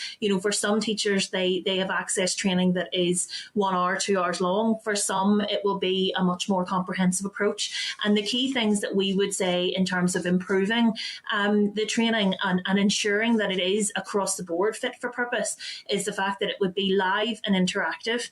So if there are training modules that we have heard of that are either you read them through yourself or it's pre-recorded, we feel that that's not really an appropriate the type of training, because for teachers, they need to be able to engage, they need to be able to interact, ask questions, and be given the space and time to be able to actually really understand what that information is and how they can embed that within their processes. So we think very much that any training should be delivered. It should be consistent. It should be delivered interactively so that there is time and space for discussion. And again, then it should be consistent across Northern Ireland. So that, when a parent asks if their child's teacher has been trained, that when they get the answer yes, that they know what that means. They know the level of training that has been provided. And that they're confident in that and confident about how they can work with the teacher to support their child. The second part of your question in terms of inclusivity, what we would really see as well in a lot of our training, what we really focus on within our training is ensuring that we are being inclusive, ensuring that we are promoting and recognising diversity as a positive thing, and that, again, we are promoting good practice approaches, that good autism practice really supports a lot of children across a range of different needs and a range of different, either learning needs, educational needs, or other anxieties or mental health conditions. So we very much see that actually, if we get this right for autistic children, where we know that there are 1 in 24 children in the classroom, it will create a blueprint for looking at actually what elements of training, what supports can be embedded within the classroom to support wider than the autistic population. Okay, thanks for that. Thank you. Thanks, Robbie. Thank you. Can I bring in William Humphrey, MLA? Thanks. Morning, Carrie. Morning, Christine. Thank you very much for your presentation and for the very valuable work you do. It's hugely important. I suppose at the start, I'd like to just pay tribute. I don't know whether you're aware of a group in my area that I helped establish called Snowflakes. It does tremendous work. A lady called Ashley Spence and her team do great work with young people from across Belfast, indeed further afield. And also, by declaring interest, I'm president of Northwest Belfast Scout Council, and in 2018, we re-established one of our old Scout groups. And the young people in that group were specifically focusing on young people, children with autism and their families. And we've established a compact there, and Ashley is actually the group scout leader there. So I want to pay tribute to the people in our community across Northern Ireland who are working with young people with autism and their families. It's hugely important work. Moving to questions. Carrie, you mentioned 22% of adults with autism being in employment. I think that was the figure you mentioned. Obviously, that's a worry and a concern. Because you mentioned employment, and others obviously have been talking about education and training and so on, do you think there's a sufficiency in joined upness across government around these issues? We're talking about education here today because we're at the Education Committee, but employment is obviously another government department. Do you think there is that joined upness, or can more be done? No, I don't think there is. And I think it's all stemmed from the Autism Strategy at the minute. There's an interim one obviously out at the minute, but even the previous one, Again, I know this is more for the Health Committee, but the Autism Strategy, and there's 3 action plans attached to that. Only one of them were completed within the time frame. So we've now got an interim Autism Strategy, and the Department of Health is obviously the lead department on that, and they should be ensuring that all departments are working together, and there is this consistency across from child through to adults. But we don't feel, as a charity, we know there's not. And it is really critical, because this is what's going to happen. If we don't turn the curve at the start, those children are going to end up another statistic within that 22% later on. And we know that mental health, you're 8 times more likely to have mental health issues if you are an adult with autism than if you're a neurotypical, so to speak. We know all of this, but we do feel that if they're given the right support at the start, early intervention, as well as work within the schools, that this will not happen. But they do definitely need to be more joined up, need to be working with employment agencies and that to get adults with autism into workplaces. We do know that there are some places such as Specialist Earn and that do that. Autism NI have their own impact award where we work with employers as well to make the workplace more autism friendly, so to speak. But yes, it is vital, but there's so much that needs to be done because the prevalence rates are so high, and there's so little that has been done, should I say, as well. So far, that I think the best place to start is definitely where a child is spending the majority of their day in that environment and that culture change there. So hopefully it will go throughout their life. But yes, different departments within the executive need to be working together on this. It can't just be left to the Department of Health to do it. Okay. Can I just turn then to teacher training? And I want to commend those teachers who give up their own time and give from their own pockets in terms of their training. Something which obviously needs to be addressed. Yeah. Is the situation improving in terms of teacher training? I mean, for example, in the last few years, have we seen an advance? And if not, how can we speed it up? Well, it has obviously. Go ahead, Christine. Sorry. Go ahead. I was going to say, I think it's very hard to really look at progress, in terms of announcements and in terms of what we see on the ground. We recognise that there have been announcements even quite recently around new modules of training being available and those being available online for teachers. What we see, I suppose, on the ground is we're looking at those outcomes for families, and we see again and again that there are families that aren't seeing those outcomes on the ground for their child. And we recognise that there is really good practice out there within schools. There's really good practice with teachers, and there are some resources available for schools and for teachers. And it's not really about saying that those should be absolutely kind of done away with and we start again. It's really about tweaking and adapting and really promoting a best practice approach. For a lot of those resources, what we're seeing is very clearly from the statistics and the research that Kerry reviewed at the very start of our session, it's not going far enough to support families and to support children. There are huge gaps, and that there are huge issues that are still needing to be addressed. So I think, from the outcomes that we're seeing, or the lack of outcomes for some families, there is a real clear need to address and to support teachers and the education experience, improve that for autistic individuals. Sure, I'll leave it there, but I do think others talked earlier about letters to the minister, and so it's very clear as the session has gone on. I think it's letters to a number of ministers, and I think perhaps the committee liaising with Carrie and Christine and their organisation, we might actually be able to find a focus letter to go to the relevant ministers to try and push forward that joined upness that's clearly not there at the moment. Thank you both very much. Thank you. Fair point, William. We'll come back to that. Can I bring in Nicola Brogan, MLA, please? Thank you, Chair, and thanks, Kerry and Christine, for your briefing this morning. I think you can tell now you've got the full support of the committee, and you definitely have my support. I agree, obviously, in the that we need mandatory training for teachers and teaching staff. And I definitely agree with you that it's much about supporting teachers as it is about pupils with autism and other pupils in the classroom. As a few members have already alluded to, we had a briefing from families of children who suffered restraint and seclusion from incidents of that there.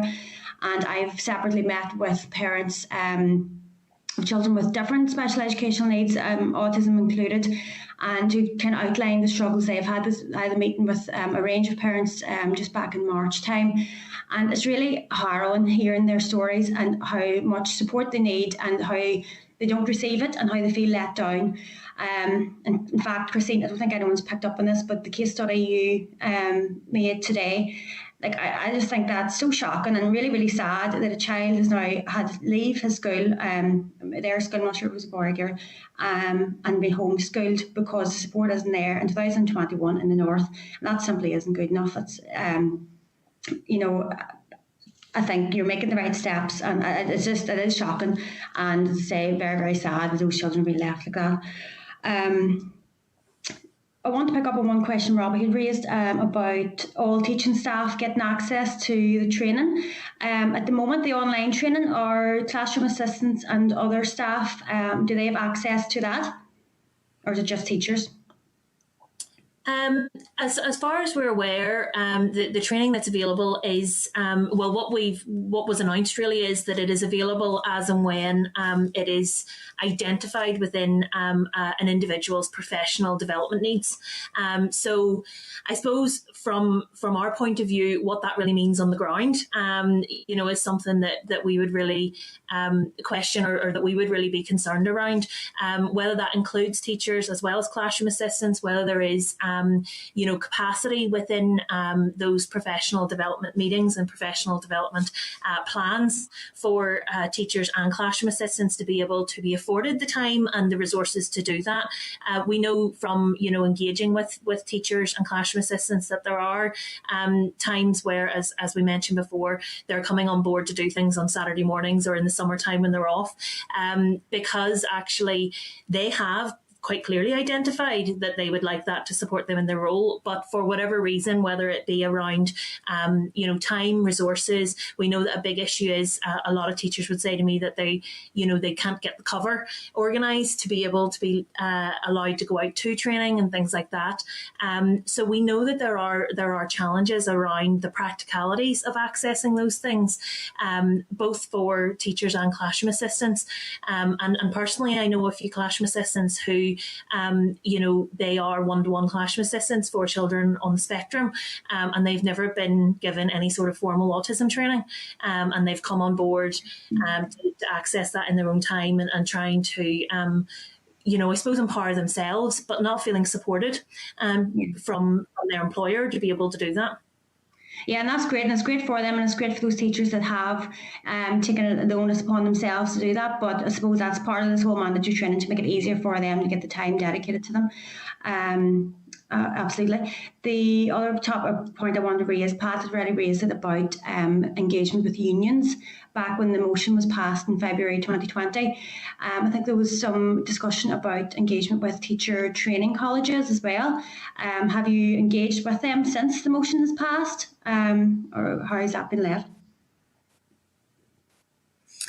I think it was the Minister for Education that was going to engage with the teacher training colleges about ensuring that it was within, and I think it was actually Chris that maybe suggested this, that it was within, or it could have been Robbie, I'm not sure, within the All-Party Group on Autism, that it should be within, obviously, their at the start teacher training, because at the minute, correct me if I'm wrong, Christine, they're doing, but prior to this, they were doing a module on SEN, on special educational needs, and it was more a generic module. It's not right with autism within it.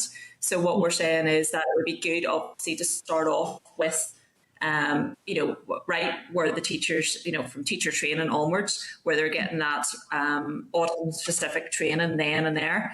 However, that is exactly what needs to be done, but it's teachers that are in the roles as well because by the time they filter through, you could be waiting 10 or 20 years, because everyone knows teachers are perhaps in their role for maybe 20 or 30 years. So we really need to start there as well, but it needs to be obviously existing teachers too. But no, we haven't specifically been speaking to the colleges. Autism NI hasn't anyway, but I know the Minister for Education was going to work with them. I thought that's what he said within the debate in the chamber back in February. Sorry, just to follow on from that, a good practice approach is doing both, looking at both the new teachers coming through and then looking at the existing teachers within schools. Yeah, and to make sure it's a rolling kind of thing. Just a final point on that, is there any kind of compulsory like CPD hours for teachers on autism specifically at the minute? Probably not if it's not mandatory, there's no mandatory training.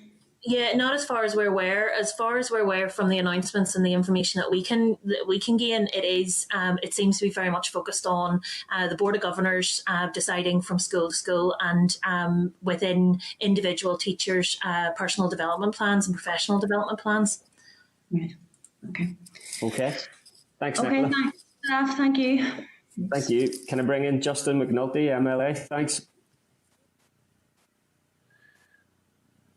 Hi, Kerry. Hi, Christine. Autism NI are very lucky to have such determined people at the head of the organisation.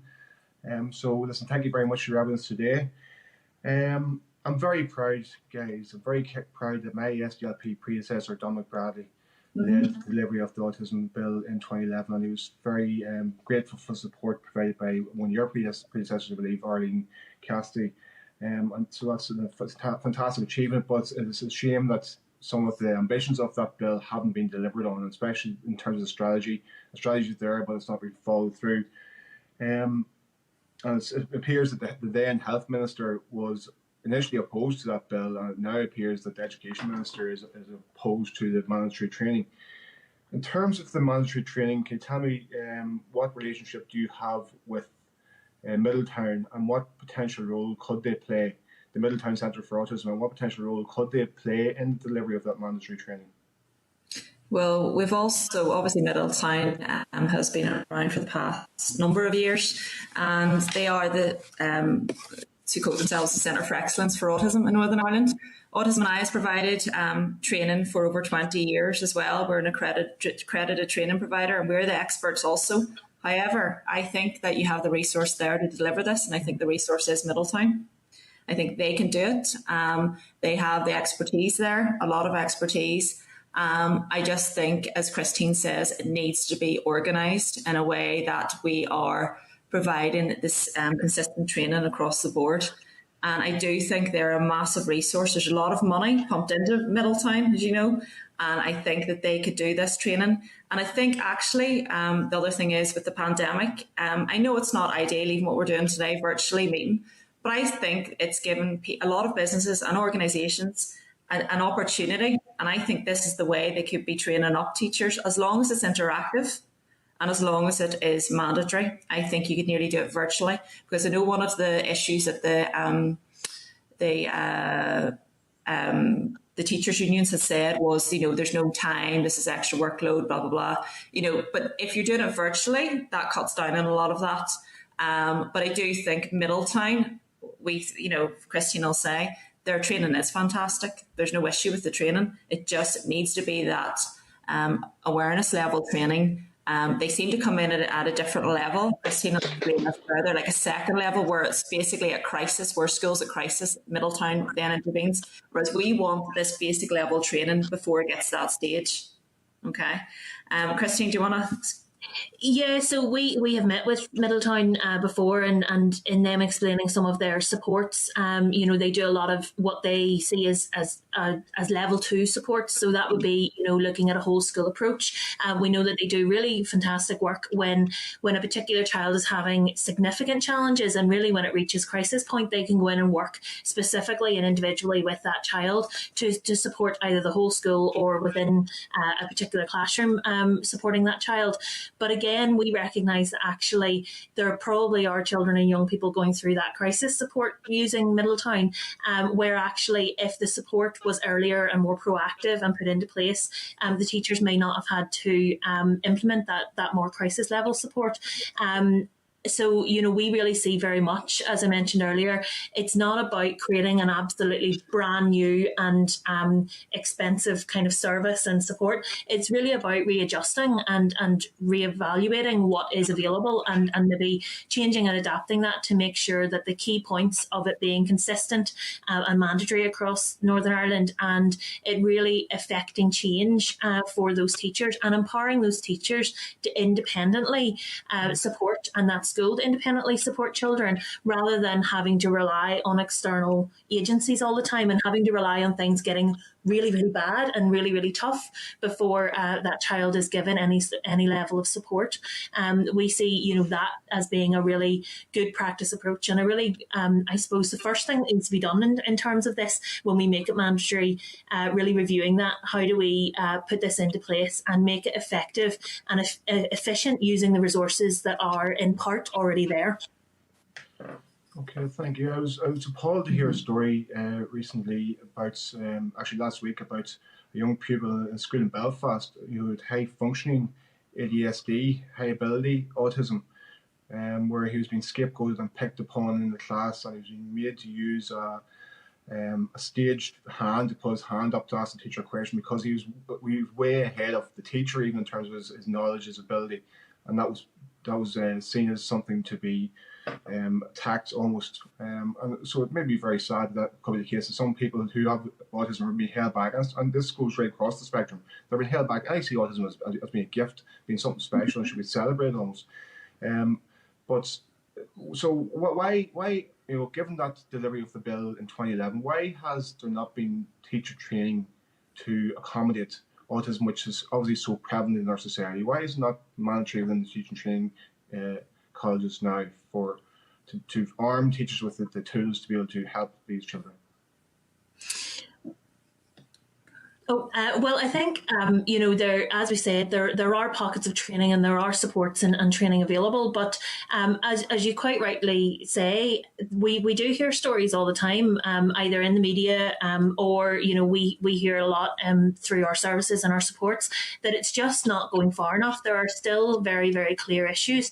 And that to us speaks volumes in terms of using an outcomes-based approach, that we need to be looking at those stories. We need to be looking at the outcomes for children. We need to be looking at those statistics for transition issues, for employment, for mental health, and saying, actually, we're still not doing enough. Something is not working right.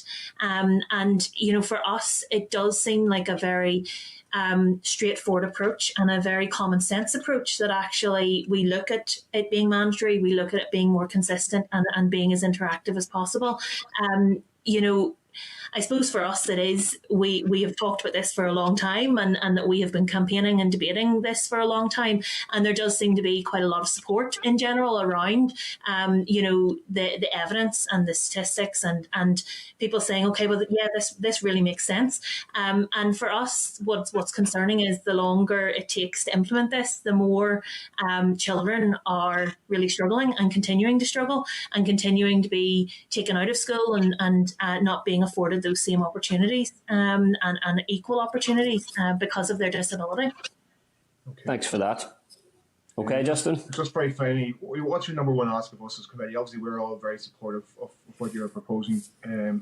Ladies, what's your number one ask of us as a committee?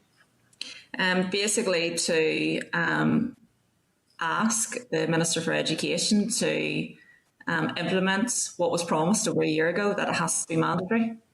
I think if we don't do it mandatory, we're no better off than we were 10 years ago, where people are choosing to do, teachers are choosing to do autism training or not. And this, again, this is not about the teachers, but this is what's happening. So it has to be mandatory and it has to be interactive, the training. It can't be like whenever we did that petition, over 10,000 people signed it, and all of the parents says, we don't want a tick box exercise. And all of them said it has to be mandatory, and they understand, this is where a child spends the majority of their day. So for it to be mandatory and for it to be interactive. Okay. Thank you very much, Liz. Thank you. Thanks, Justin. And finally, Maurice Bradley, MLA. Can you hear me, Chair?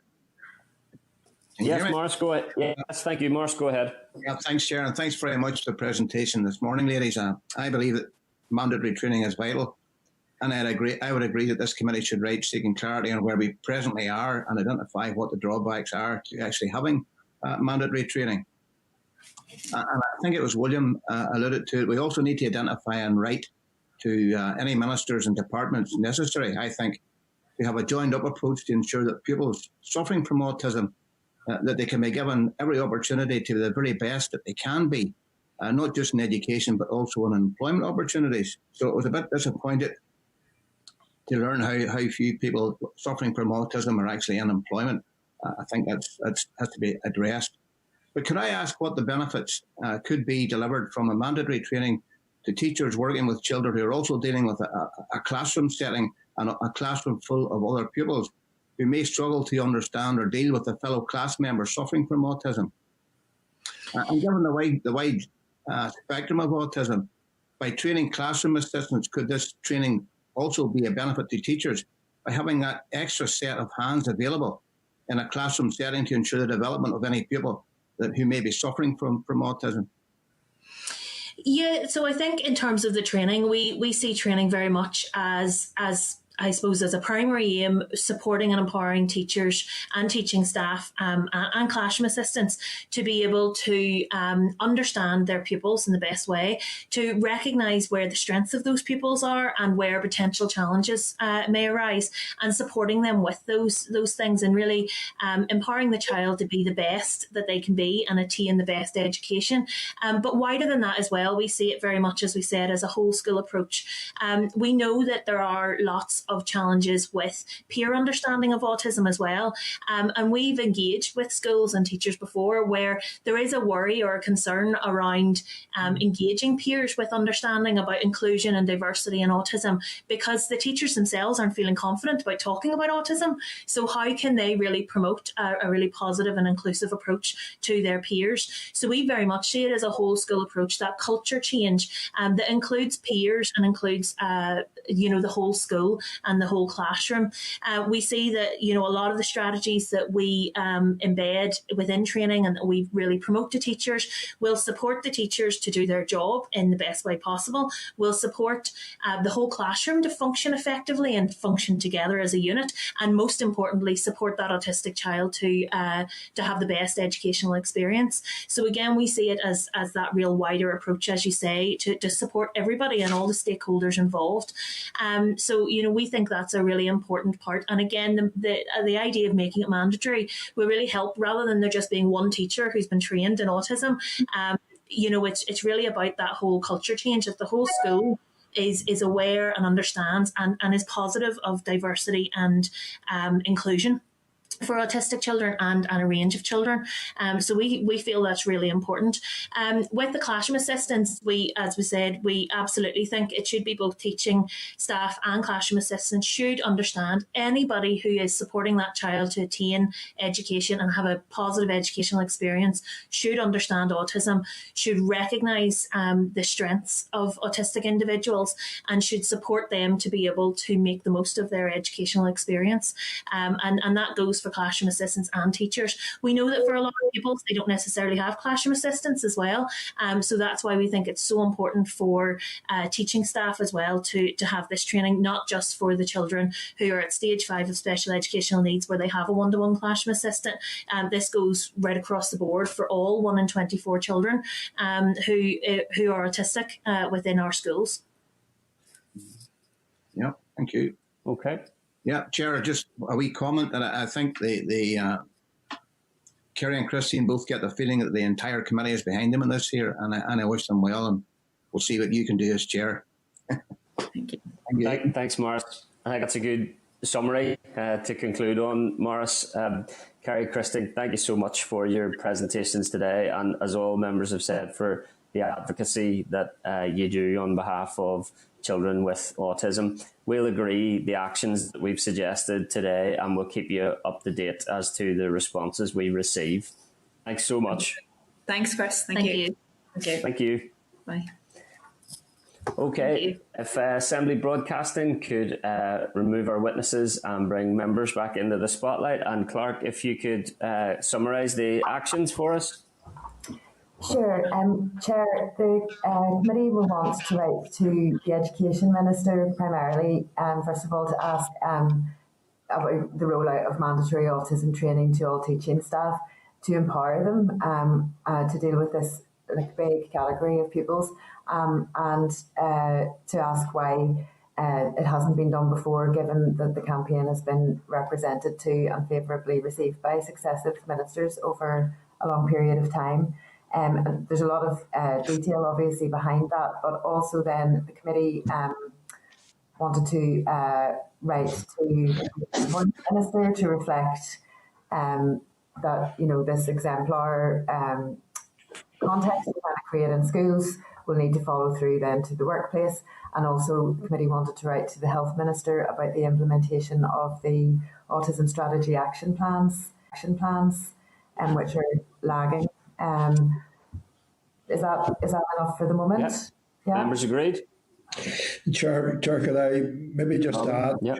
Yeah, can I just add to that? I agree with the summary of the committee clerk there, but can I just pick up on Justin's comment that he said that the minister was opposed to mandatory training? I think that is not correct, Justin. But Chair, when I asked the question about the number of teachers, when I asked the question about training in GB, if we could make sure that indeed Autism NI do come back with that information, I think that would be important. But could we also follow up with Stranmillis and St Mary's and see exactly what the number of units are that have been taken either online or whether or not within the teachers' continuing professional development there are opportunities for teachers within that CDP to pick up on autism strategy. And if we can sort of quantify the situation, Chair, so it gives us something as a springboard, perhaps for the future. Okay, thanks, Robin. Sure, can I go back on that? Yeah, briefly, Justin. Very quickly, Robin, I said the peers as opposed to it, based on the fact that this letter says that there are options open for training on autism. There's no recommendation for mandatory training, so I said the peers. So okay. Point made, Robin. Point made, Justin. Thank you. Thank you. You've defended his honour, Robin. Well done. Okay, Clark. Briefly come in. Briefly, Daniel, please. Thanks. Yep. Yeah. Chair, there's quite a lot of people watching today's committee session because this is a very important issue, and you'll know that in your role as chair of the autism group at Stormont. But I just received a message. Daniel, I'm asking you, can you bring up the use of language in this committee meeting? I've just listened to, unquote, suffering from autism phrase 5 times in the last 30 seconds, and it's nearly made me burst into tears of frustration. Can you remind members about their language? So that's people are listening, folks, so we just have to be very careful about our use of the phrase. Thanks for that, Daniel. So a couple of quick points. Pam Cameron is chair of the all-party group on autism, doing good work there. And yeah, fair feedback there in relation to the importance of language use. Again, a point has been made. So thank you. Okay. Clark, content with those actions? Yes, indeed. Okay. Thank you, members. Move us on to agenda item 6 then. And ask Assembly Broadcasting to remove members from the spotlight and to add our witnesses, who I'm delighted to say are from the Northern Ireland Commissioner for Children and Young People's Office. Can I refer members to a briefing paper from NICCY at page 48 and an Assembly Research briefing paper, Children's Rights and Educational Policy in Northern Ireland, the implementation of the UNCRC at page 55.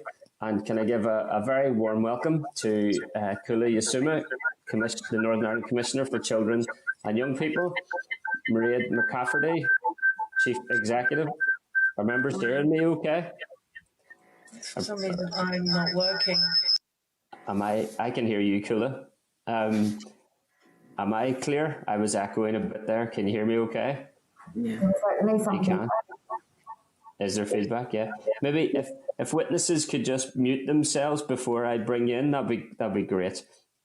Hopefully that'll rectify that echo. But yeah, if I could just continue.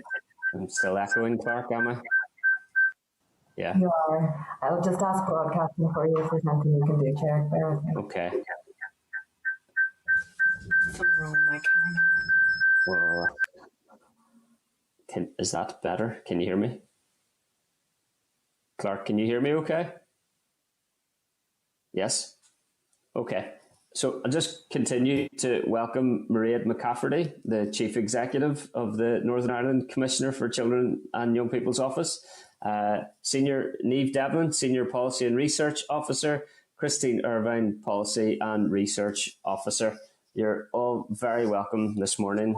We're delighted to have this time with you, and I'll hand over to the Children's Commissioner for opening remarks. Thank you. Thank you, Chair. There's a lot of echo. There seems to be a bit of... But if you can hear me, I'll go ahead.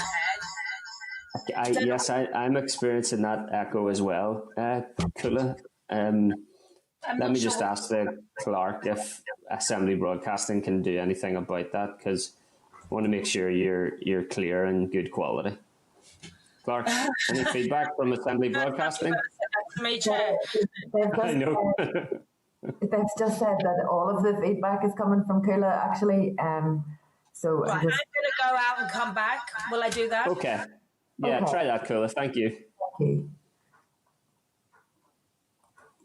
They're trying to think of some other advice for us as well, so I'm just waiting for that. Okay, no problem. Maria, Neve, Christine, you're very welcome. Glad to have you with us this morning. Lovely to be here, Chris. Thank you. We'll get the boss back in as soon as possible. Yes, we'll get her in.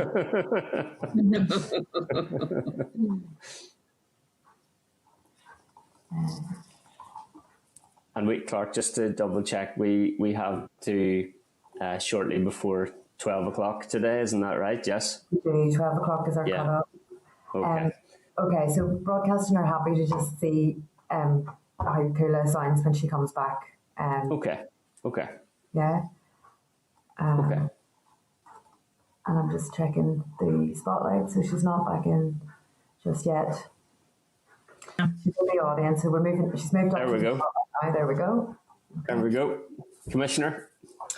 Chair, thank you so much. Apologies. Even in Bangor County Down, we have IT difficulties.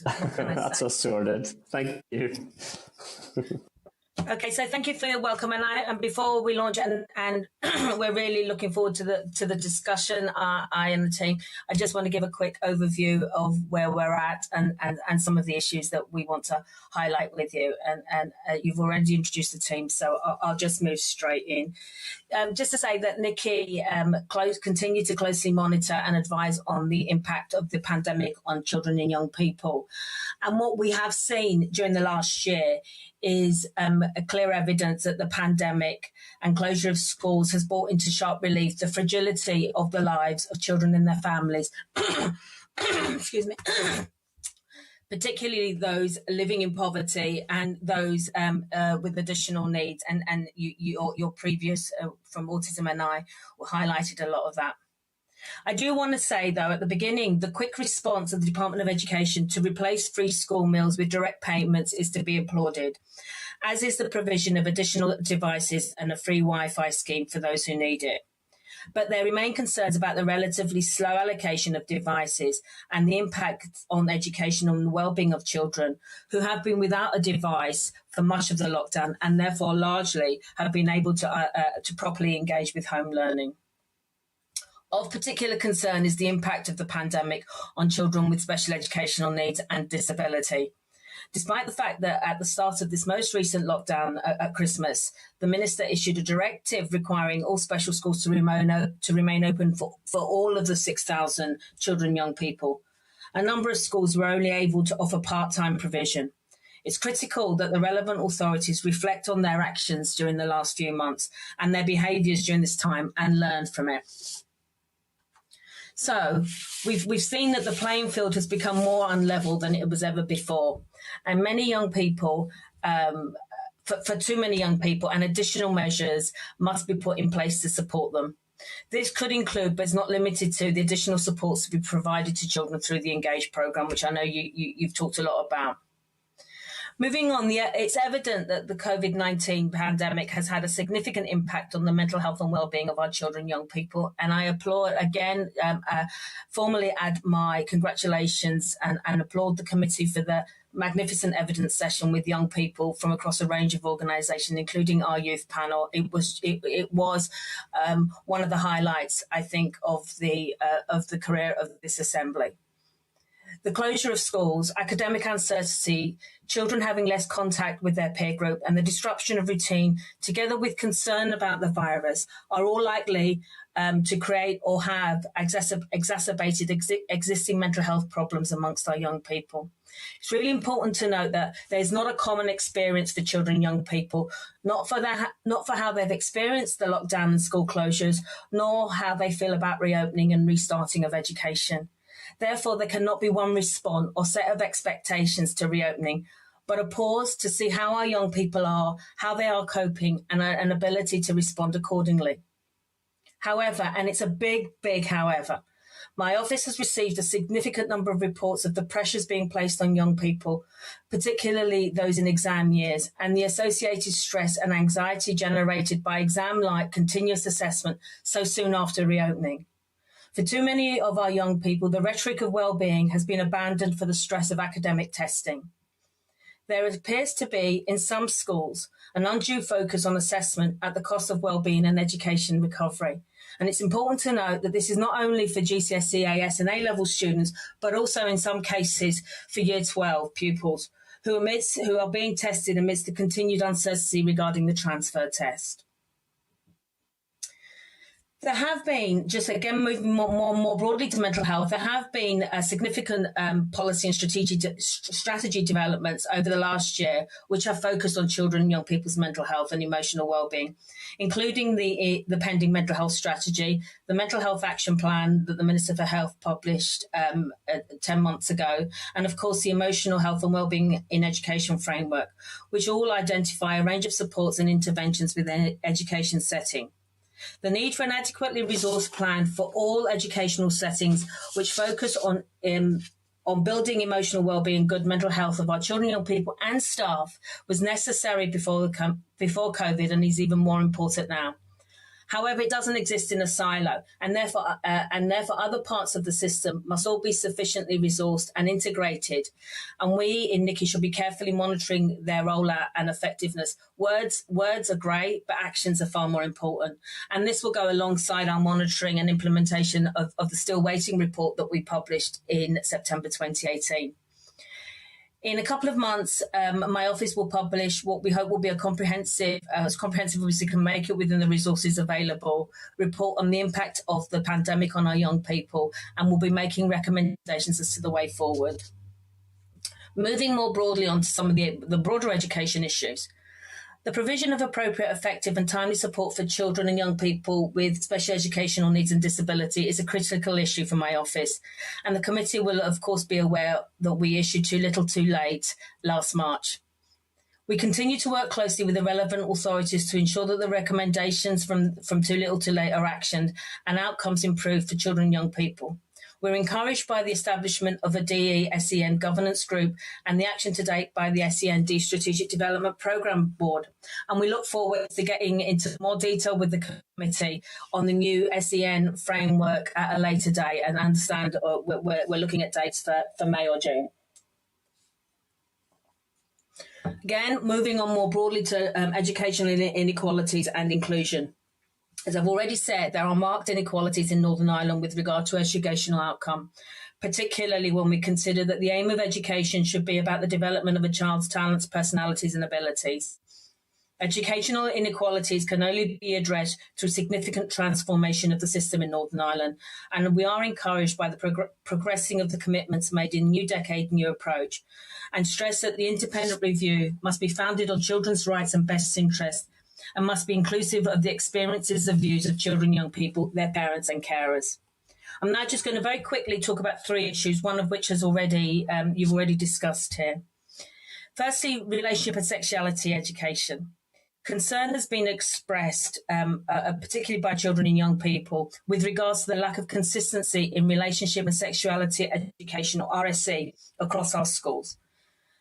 The Department of Education's current approach, which enables schools to develop their own policy within the curriculum, is contrary to the UN Committee's recommendation that meaningful sexual and reproductive health education must be part of a mandatory school curriculum for all schools in Northern Ireland.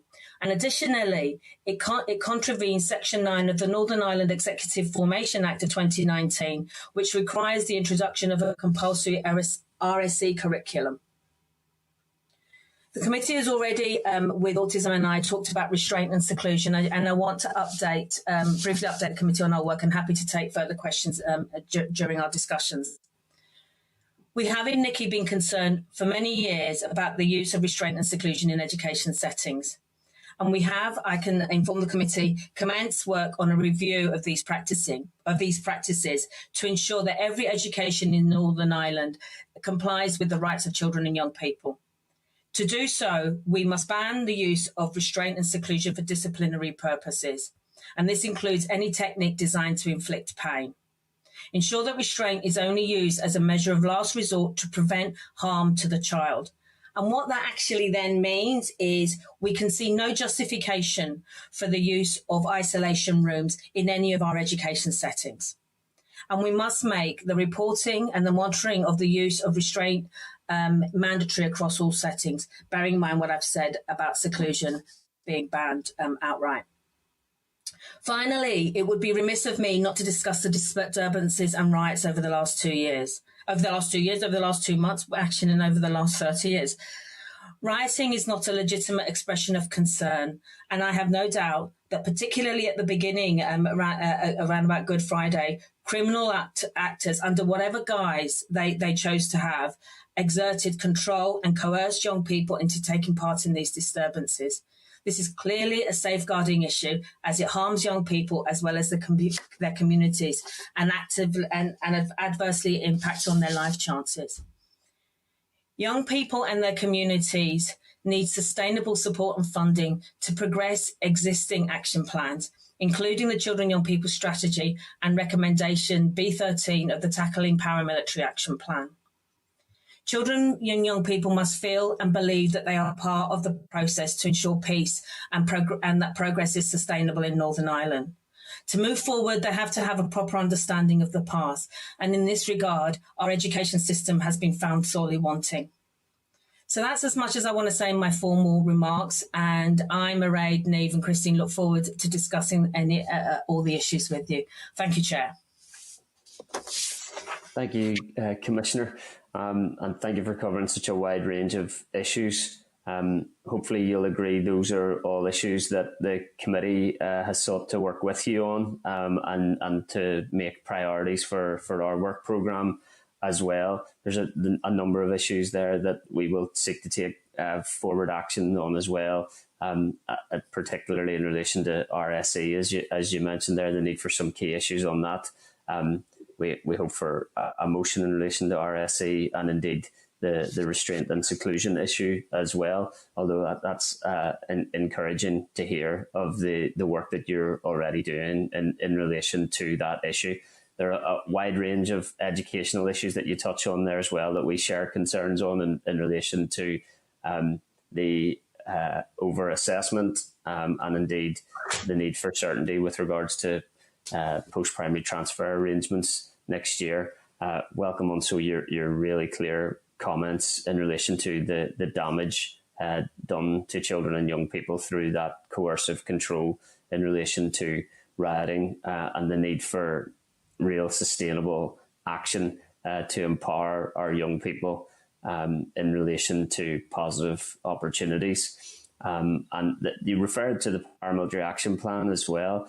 It makes a number of recommendations, including measurable targets to integrate our education system, which I hope to see joined up and expedited in response to some of those abusive treatments of children and young people that we've seen in recent times. I'm gonna bring members in straight away here, Commissioner, in order to make sure we get through as many questions as possible. So I'll move to Deputy Chairperson Pat Sheehan, MLA. Thank you. Thank you, Chair, and thanks, Kula, for that wide-ranging, comprehensive presentation there. I wanted to just touch on the rioting there over the last few weeks. And I agree, as you say, that there's a child safeguarding issue, and particularly when we see footage of adults, encouraging and cheering on in some cases, young children to throw petrol bombs and riot and so on. But I was very struck by one interview I saw there was a young lad around about 19 years of age who had been arrested, although was later released. And I'm paraphrasing what he said, but I was very struck by it because the young lad was very articulate and not the stereotype that some people would portray as, young loyalist youths. He was very articulate indeed. But to paraphrase him, he was saying, if people tell you you're losing everything, and your way of life is being disregarded completely, and then somebody sticks a petrol bomb in your hand to go through it. Well, why would you? Yeah. So it sort of, to me, it cut to the core of what, the problem is here. And, if children are being told, you're irrelevant in society, your way of life is being eroded, you're losing everything, then what's left but to sort of go out on the street and riot? And I'm just wondering, would you like to comment on that? I think to say it's right to say that these are young people who. It's likely that these are young people who were at risk in the first place. That young people who community activists, youth workers, social workers, and others have been working very hard with already, and feeling disenfranchised, and poverty and the likely recession and the pandemic has made them feel more disconnected. So I don't for 1 minute question that their feeling of marginalization. I think that's absolutely right. I think for me the question is how they've been manipulated to articulate that and to demonstrate that, to how that's been manifested. Because what we have seen is young people, and you saw this at the committee a couple of months ago, young people are very, including these young people, are able to articulate their concerns on mental health, on climate change, on poverty, on Black Lives Matter. And what we haven't done, and what I meant when I said our education is wanting, we haven't been able to help them and encourage them to have a more open conversation about what their culture, their identity, and when they feel that they have been disenfranchised, been ignored, being discriminated against. And these are very legitimate concerns. Brexit is a legitimate concern.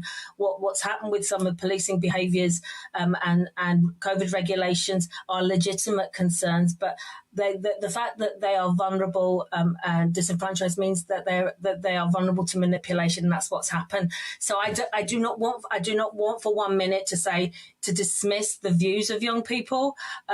But I want the focus to be put on the adults who've coerced them to take part in criminal activity. But what it is an example of, and you're right, Pat, is that we don't listen as well to our young people as we should.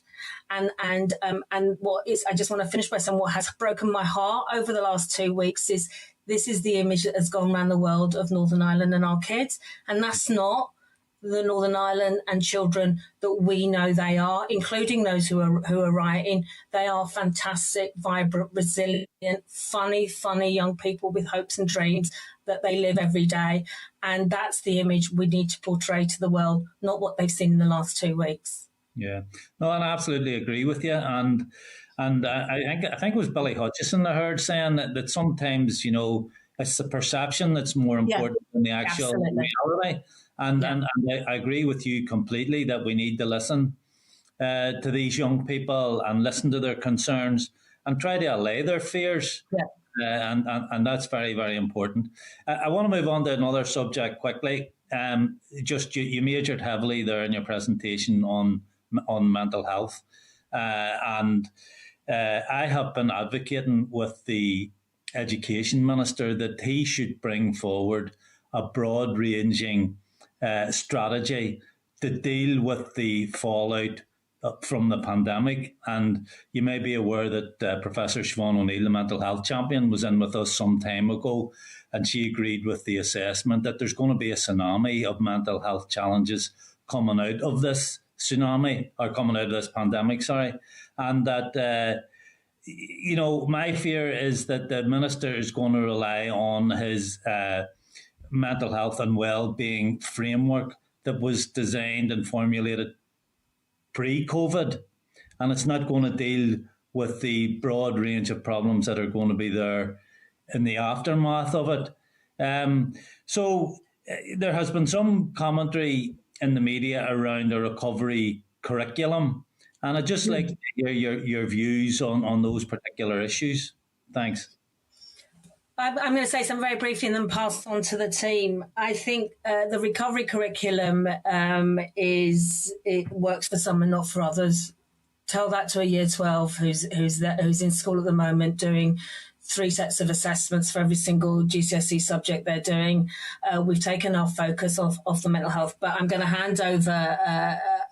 In the reality, we've taken our focus off mental health. But I'm going to hand over to Mairead or Christine, who may want to jump in with some of the details of this.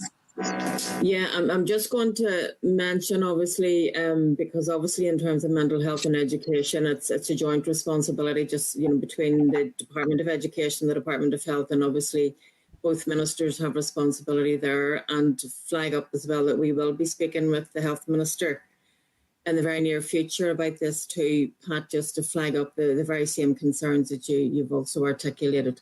We're mindful there's a number of strategies that are currently being implemented around the emotional health and wellbeing framework in schools and so on, and counselling provision we're hoping is going to be rolled out for younger children.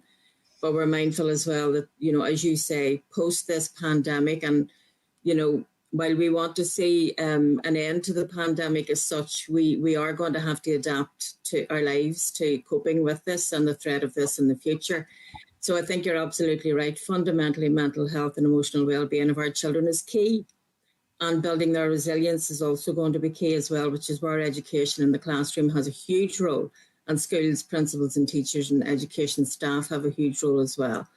So I know that you think in terms of the mental health strategy that may not answer all of the questions and the issues, but there's absolutely an opportunity here to prepare better for what may be coming down the track in terms of allocation of resources and how we actually approach this in a much more creative way. And I'm going to hand over now to Christine, who's our lead on mental health in NICCY as well, to add her comments. Okay, yes, thank you.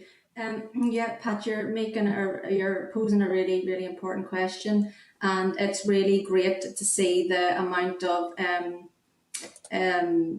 emphasis that the Department of Education and the committee are placing now on children's mental health. Because when NICCY published its Still Waiting report back in 2018, we were really, really clear that in order to support children's emotional health and well-being and address any issues that may arise for children, it needed to be a whole system approach. It wasn't just the Department of Health that needed to be thinking about what steps could be taken to support children and young people, education communities, a whole range of all of the departments have a role to play. So whenever the framework was published early this year, we felt that there was potential in that. Obviously, there was a delay in it coming out in the first place, but we felt that at least there was a plan there. There was funding, and not just funding, but recurring funding attached to it. And what we said in the paper that was sent to the committee in advance of our sitting today was that we felt that it needed to be fast-tracked. We need to get lots of those projects and initiatives in place as quickly as possible because of the impact that COVID is having on making children's mental health worse, where those issues existed before, and creating problems for new problems in terms of anxiety and stress for young people that they wouldn't have been there pre-COVID. What I would say, which I think is important, is that there is a working group that was established on the back of the Mental Health Action Plan that came out at the beginning of the pandemic. And there's a lot of information being drawn together by that COVID working group, which is specifically set up to look at children and young people's emotional wellbeing and mental health and the impact of COVID. So there's a lot of information there that could be funneled through into the rollout of the emotional health and wellbeing framework that DE are leading on. So I think there's some better coordination that could be done across those two pieces of work that could hit on some of the issues that you're identifying there in terms of immediate needs, in terms of supporting children and young people. Okay. And could I just come back in a minute, Chair, briefly? Briefly, yes, briefly, Pat, please, thanks. I agree with everything you're saying, Christine, and I have actually asked the Minister, in conjunction with the Department of Health and the Department of Communities, that there is a cross-departmental approach to the problems that we're going to be faced with after this pandemic, and that they should come up with a cross-departmental strategy to deal with those mental health and wellbeing issues and make a bid for some of the COVID funding that we're going to be able to carry over into the next financial year. And the Minister for Finance has said that he will look very favourably on any bid for funding to come from that fund. So thanks again, all of you, for your presentation. Thank you, Chair.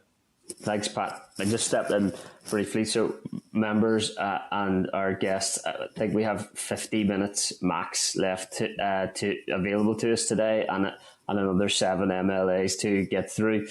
So I just ask MLAs, out of courtesy to your colleagues, do your best to stick to our approximately 5 minutes that you each have to engage with our witnesses today, and heed my attempts at bringing you to a close more than you usually do, in order to give everybody an opportunity to try and come in. Robin Newton, MLA, thanks.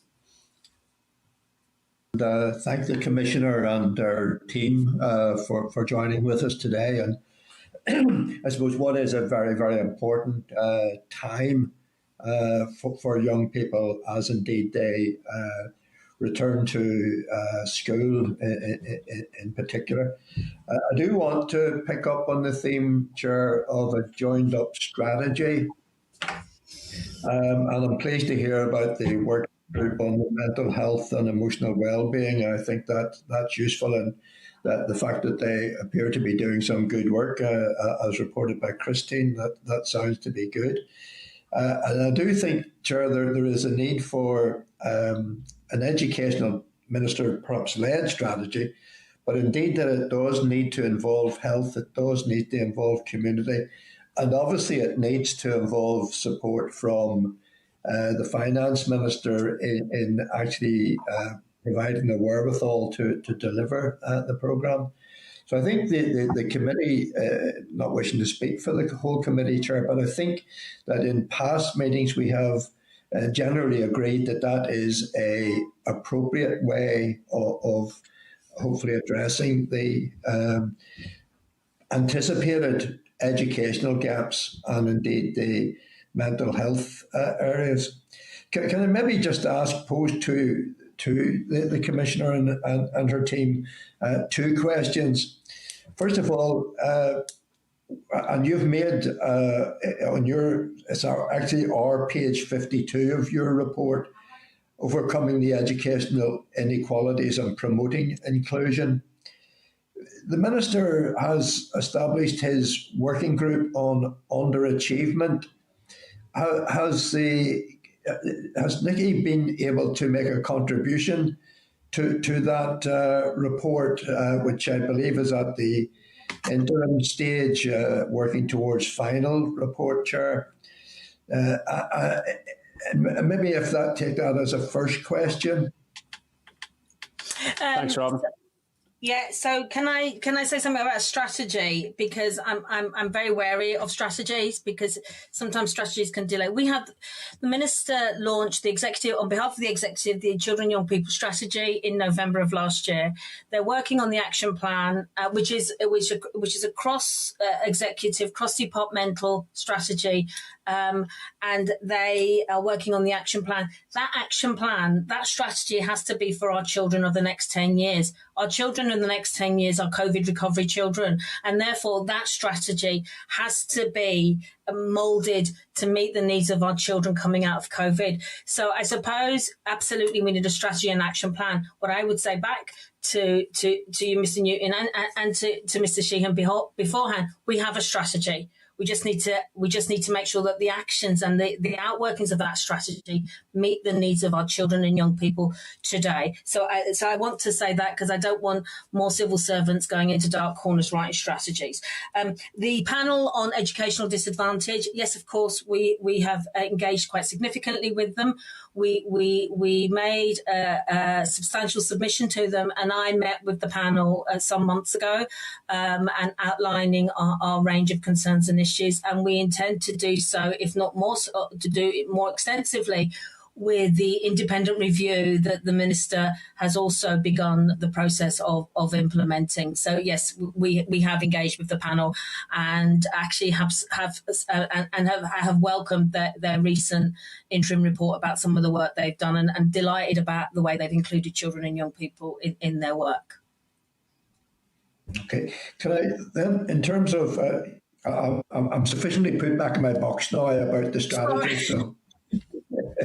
I think the committee was concerns of the committee were around the immediate return to school, and indeed the immediate preparation for the next academic year, and what we needed to do in the short term in how we could assist our pupils with that. But it's about a joined up approach, so. But I think we are definitely on the same page, Robin. We're definitely on the same page. I don't think education can do it on their own. I don't think health can do it on their own. I don't think communities can. Yes, absolutely. So I've made my point now as well. I think we're on the same page. Yeah. In terms of what is your knowledge or understanding at this stage then in the educational gaps or the mental health issues that young people are facing in the immediate term and as they return to school and as we go through this next number of months, critical number of months, I would argue? Just very briefly, I think that's the really critical question. The really critical question is we think we know, and until we actually sit down with our young people, we don't really know, because we need to find out. Because some young people have been anxious, and that anxiety will be alleviated once they get back into the routine of education. For others, that anxiety will be exacerbated by getting back into the routine of education, and we won't know which one that does. What we do know, we have to be ready. Moving away from language like tsunami and influx and surge and mental health pandemic. What we are hearing far too many voices saying we are stressed, we are isolated, we are anxious, we can't sleep. To ignore that. So we had a waiting list problem before this started. So we are concerned about the ability of our child and adolescent mental health system to be able to respond adequately to referrals. And if they can't, then we need robust community and voluntary sector services to be able to do so. But the other thing we need to do is we need to pause some of the academic stress we're placing on our young people and embed within education, for those who can avail of it within education, and outside of education for those who need it outside. And we need it to continue throughout the summer months. We can't just stop when we have them all and then let them all go home without making sure that they've got some. But it's difficult to know. It's difficult to know until we hear from young people. Now we're seeing them all again. Bear in mind, we only started seeing them all on Monday. I think that we would want ETI, we would want Education Welfare Service and EA to be working very closely with their schools, and obviously the Independent Counselling Service to be working very closely with schools, including primary schools, to find out what it is the children need and to respond very quickly.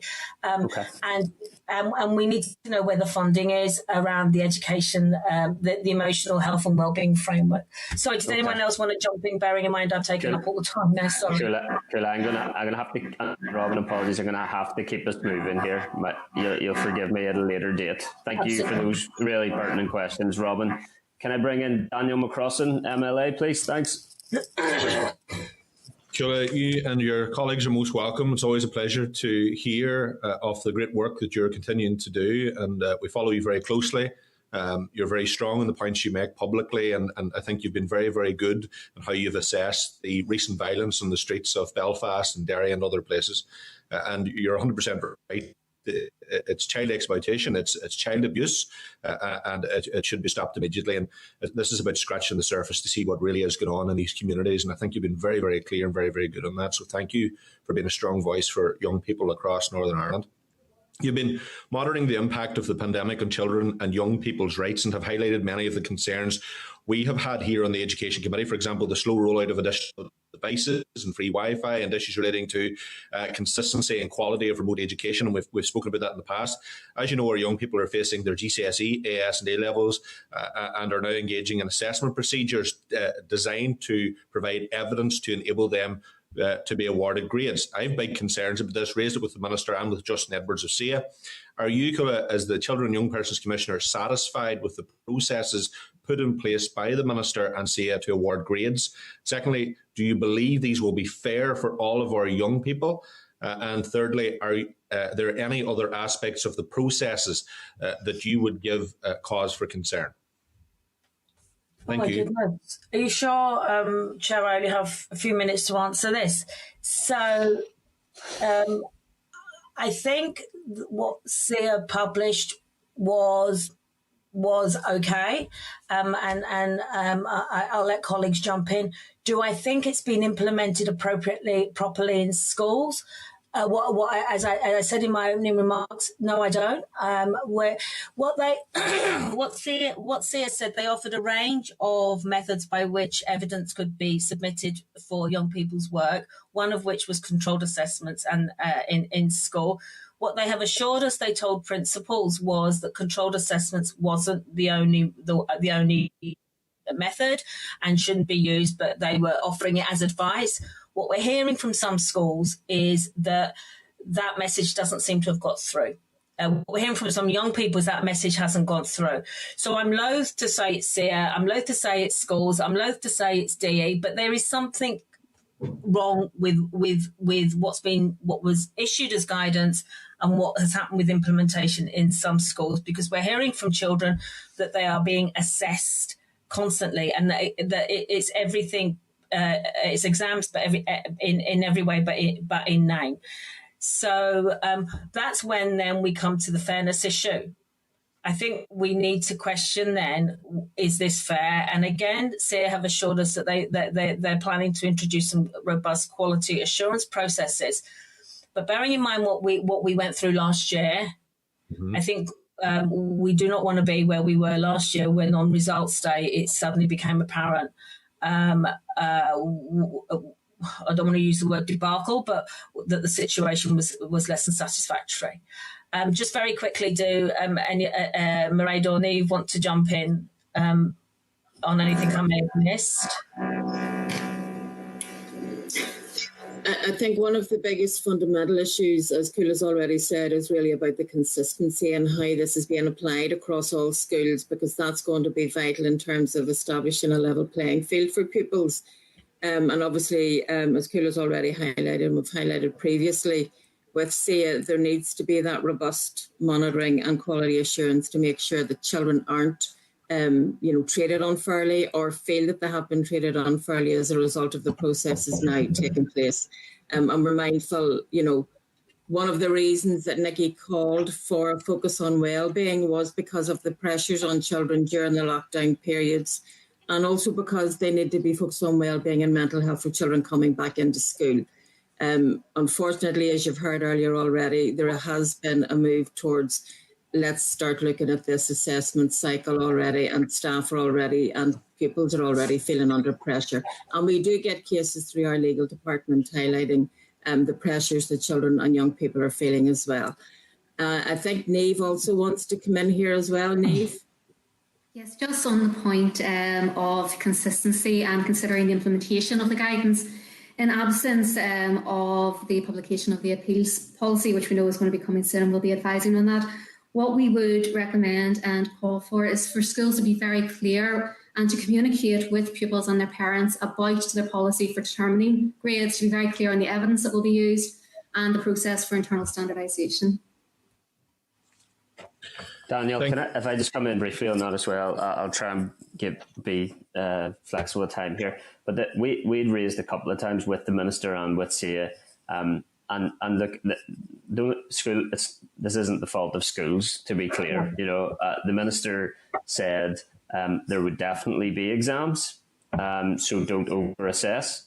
Then he said there won't be exams, and then the guidance, for whatever the Minister and SIA have tried to do via social media videos and otherwise, has text in it that places higher value on continuous assessments. So this isn't the fault of the schools, but the key question that we've been asking is how and who is monitoring the implementation of the guidance, and I don't get an impression that really anyone is. And I know we've got to trust our teachers, trust our schools, but there does seem to be a big, wide inconsistency with regards to how that guidance is being implemented. And without some form of monitoring, I don't see any way to respond to that. So go ahead, Daniel.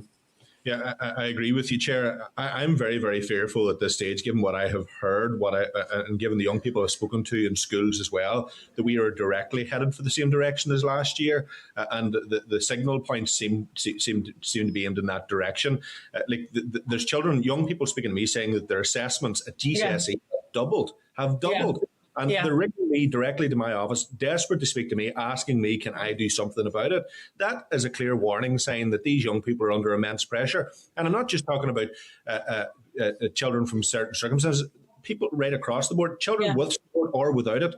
But I do have a concern in terms of this language used around the fair playing pitch, or the level playing field. Level playing field that the Minister keeps using. There is no level playing field in relation to this issue, because the reality is that children who have support at home, whose parents can afford tuition, will do better than those children who want to do better but don't have those supports. And the Department for Education and the Minister have a responsibility to those young people to protect them and ensure that they have an equal and fair chance at doing their best. And I don't believe this current system is going to do that. I think really, Kula, we're headed for the same direction unless something is done. And I know that as we emerge closer, that you'll speak. Daniel, I'm just going to advise time is almost up. If you have a final comment or question you want to add in. Okay, thanks. I do. Thank you, Chair. In relation to the pandemic and how mitigations were put in place to keep our children and young people safe going to and from school, as well as while they're in school, are you satisfied that the Department of Education, the Education Authority and schools have always done enough to protect the children and young people? I'm thinking of this in the context of nursery, primary, post-primary and special schools. And now that they're fully reopened, do you feel that the Minister has done enough in that regard? Thank you.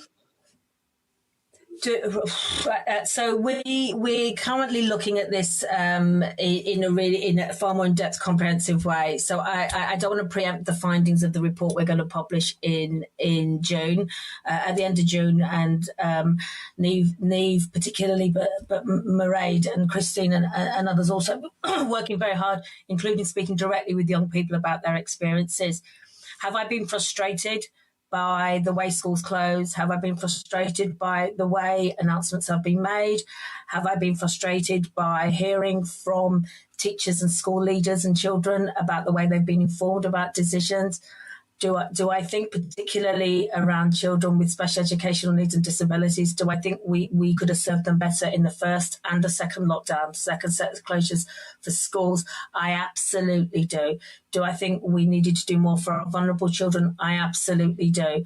I think we could give a little bit of leeway at the beginning of this, but I think there's going to be a lot of learning coming out of this. I don't want to preempt recommendations that we're going to make in July, but I think that there have been significant concerns. And one of them, Daniel, has been around the way that some decisions were made without proper consultation. Without proper consultation with bodies like mine, but without proper consultation with children and families. And I think that's regrettable. Okay, Daniel, sorry, going to have to move us on. If we miraculously have more time, I'll try and come back to people. Robbie Butler, MLA, thank you.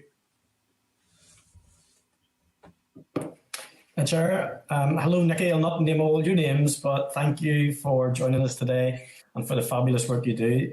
Genuinely, in terms of the Commission, the leadership and the focus that you put on certain topics has been exemplary, genuinely has. And first part isn't a question, because it was Daniel's piece and what you just alluded to there, Kula, which was the lack of consultation. I was literally going to ask you initially, were lessons learned and did we react? And I mean, this committee also has a role to play. The Minister is not an island, he's not solo, there's crossovers, and we have a responsibility as a committee to make sure that we pick up the right the right threads and make sure that we bring the right focus on. From my perspective, genuinely, you guys have been absolutely the voice and the advocates for young people. And I'm not saying it to be nice, genuinely not, because I'm wasting my own time here by saying it, but I just want to give you that sort of validation, if you like, that you have been on track. And I agree with the lack of consultation piece. I think that's been, for me, there's no perfect answer to any of this. If we look at academic selection last year, and Cuilimane, you have slightly different perceptions on what that is.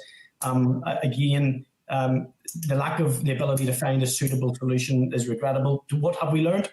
I'm not going to ask you a question on this year's academic selection, but we need to learn from what went wrong last year, and we need to make sure we put the children at the centre of this. So thank you so much for all you do, guys.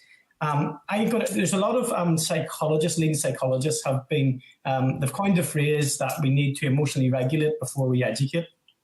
Certainly, we can see with the push towards A-levels and GCSEs and that assessment happening as soon as they get into school. But obviously, there are literally hundreds of thousands of other pupils in there too. Do you believe that our schools are adequately resourced and able to do that, Kula? Because I know that the committee agree. I know that you guys agree. And you had said at the start about assessing each pupil basically on their return to see where they are. Do you believe we can do that? I mean, and how would we support schools to be able to do that over this next number of weeks and months? There's a one-word answer and there's a longer answer. So I'm going to hand over to Mairead and Christine to give you the longer answer, and then I'll give you the one-word answer at the end. Mairead, Christine?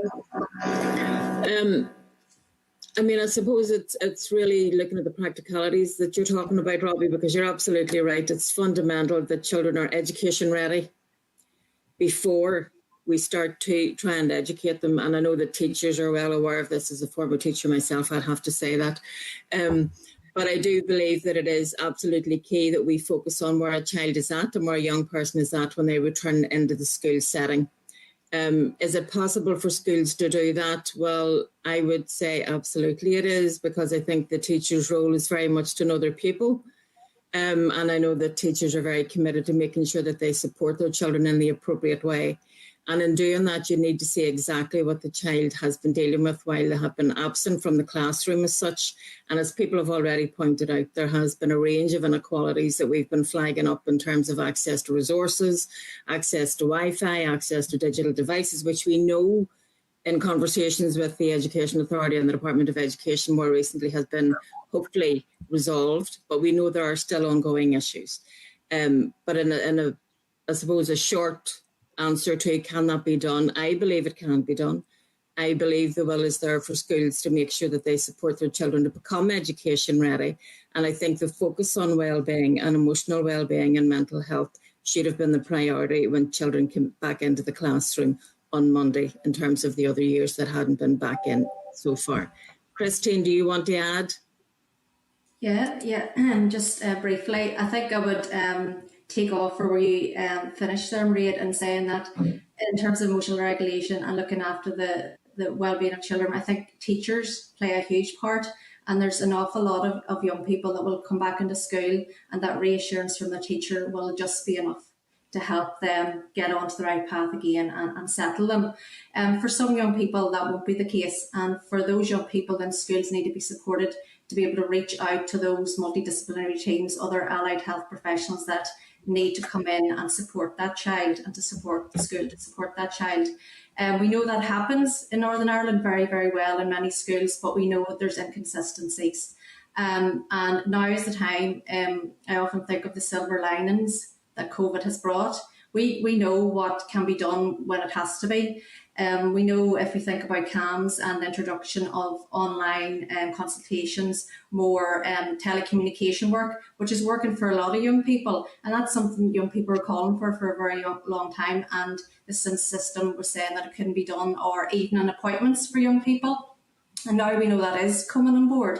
So the point I'm trying to make is that we really do need now to push the boat out and start thinking about how we can change systems and how services work to support young people well-being as we come out of, as we move through COVID and whatever the next stages will look like.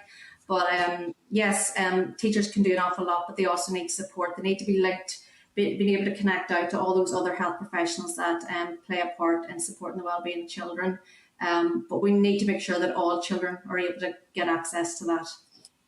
The framework, the new wellbeing framework has identified those sorts of building blocks within it, but we need to see those fast-tracked. As I said at the beginning, I don't want to create the impression to the committee that we think the framework's going brilliantly. It's going way too slow. There's a lot of uncertainties around things like formal governance structures around it and how it's going to be monitored, evaluated.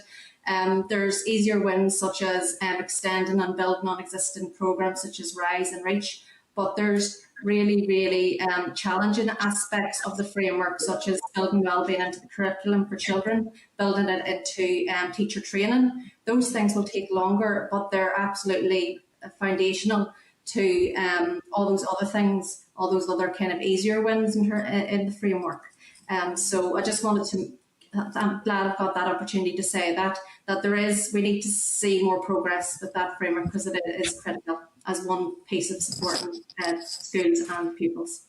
Thanks. Final question, please, Robbie. Thanks. Yeah, no problem, guys. Thank you so much for that. So again, most of it has been touched on, but I'm thinking in particular in and around special schools, and there was a lot of debate in and around special schools and how how they operated and what the facilities are now. I know you've covered a little bit of it, Kula, which was regards, I suppose, to the special measures and stuff that the Minister had to adopt, and perhaps the lack of consultation around that. If you could give us a short synopsis of what it needs to be, if there are any further lockdowns, which there might be in the autumn time, we just don't know how COVID's going to be. So thinking about lessons learned, what use would be as a committee, and what focus can we bring on, and particularly with special schools? Okay, very, very quickly, because there's not going to be a third lockdown. I have decided that's it. We are done with lockdowns. No more lockdowns. But I think that there has to be real questions around support for staff, around confidence in staff to be able to attend, about ensuring and spending the next few months in preparation for any further closures or suggestion of closures, of having substitute and backup staff to be able to go in when there are staff absences, of making sure that schools have the proper equipment and cleaning, making sure that parents and children themselves are confident in going. There is a confidence issue here, Robbie, particularly amongst staff and amongst parents, but also having direct communication between schools and EA and DE, saying this is why we can't offer the full curriculum tomorrow, and this is what we need, and those measures being in place. So confidence in from staff and parents and children, making sure that there are backup and substitute staff to be able to go in, whether it's care staff or education staff, making sure the equipment is there, and obviously making sure that all our school staff and our parents are vaccinated. And as soon as we get a vaccine for young people, particularly young people with complex needs, then I think we'll be more confident. But I think we weren't able to provide the backup. We didn't have a plan B. We just said open, and we didn't have a good enough plan B, and we need the plan B because there's been a lot of learning coming out of this. Okay. Thanks, Robbie. Thank you. Bring in William Humphrey, MLA. Thanks for your attendance and your presentation this morning. Just turning to the disappointing and disturbing scenes in our streets last week.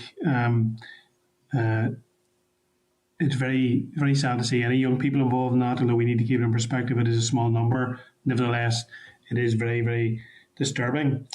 And a couple of positives, I think, that come out of that. Like myself, my colleague, Councillor Dale Pankhurst, comes from a working class background and attended the same school as I did, Boys Model. And he did some media interviews last week, Sky and other outlets, around his particular story. He was politicised through the flag protests.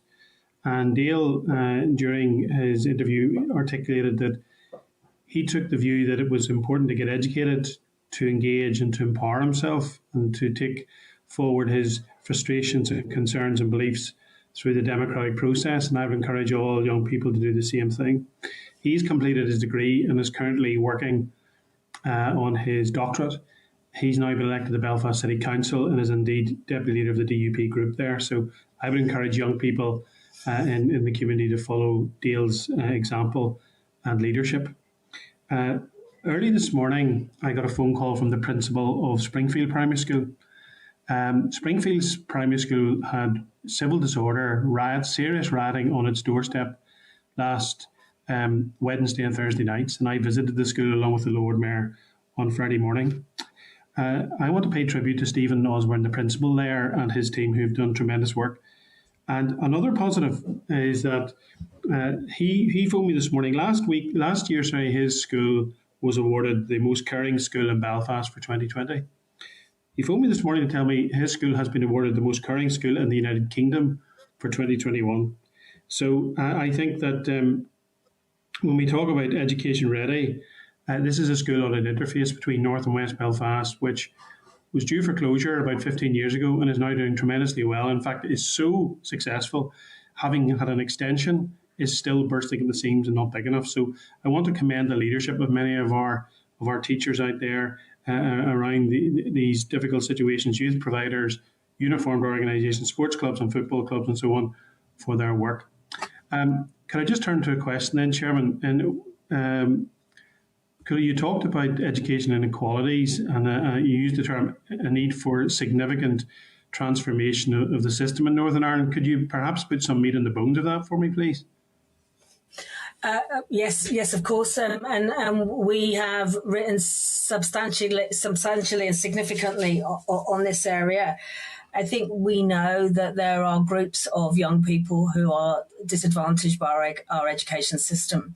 They include working class children, particularly those on free school meals, and we know boys, particularly in Protestant working class boys, particularly. They include young people from some black and minority ethnic communities, but particularly travellers and Roma young people. They include young people who have been looked after by the system, young carers also, and other young people, such as young people who identify as LGBT, who find school a less than nurturing experience. So we know there are groups of young people who significantly underachieve, if we use that language. There is also, it's well written, whatever you think about it, whether you're for or have concerns about academic selection and our two-tiered approach, that we need to review and revise. And I'm very happy to come back to the committee and have a much more robust debate about academic selection.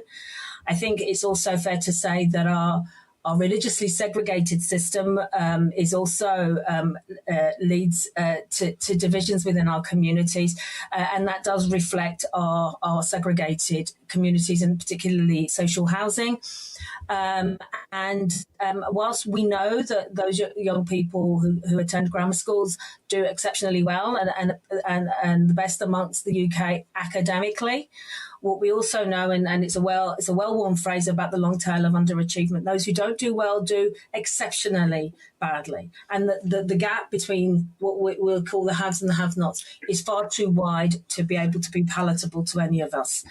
And education is not just about testing well. It's not just about 5 GCSEs at A to C. Education is about holistic and rounded human beings, about giving young people that confidence, that resilience, that belief, and also about their emotional well-being. And until we have an education system that values those aspects, and not just academic ability. And I'm not saying we should ignore that. Of course, we shouldn't. Until we have an education system that does that, then we won't have a system that's fit for the children, for our children, nor one that our children deserve.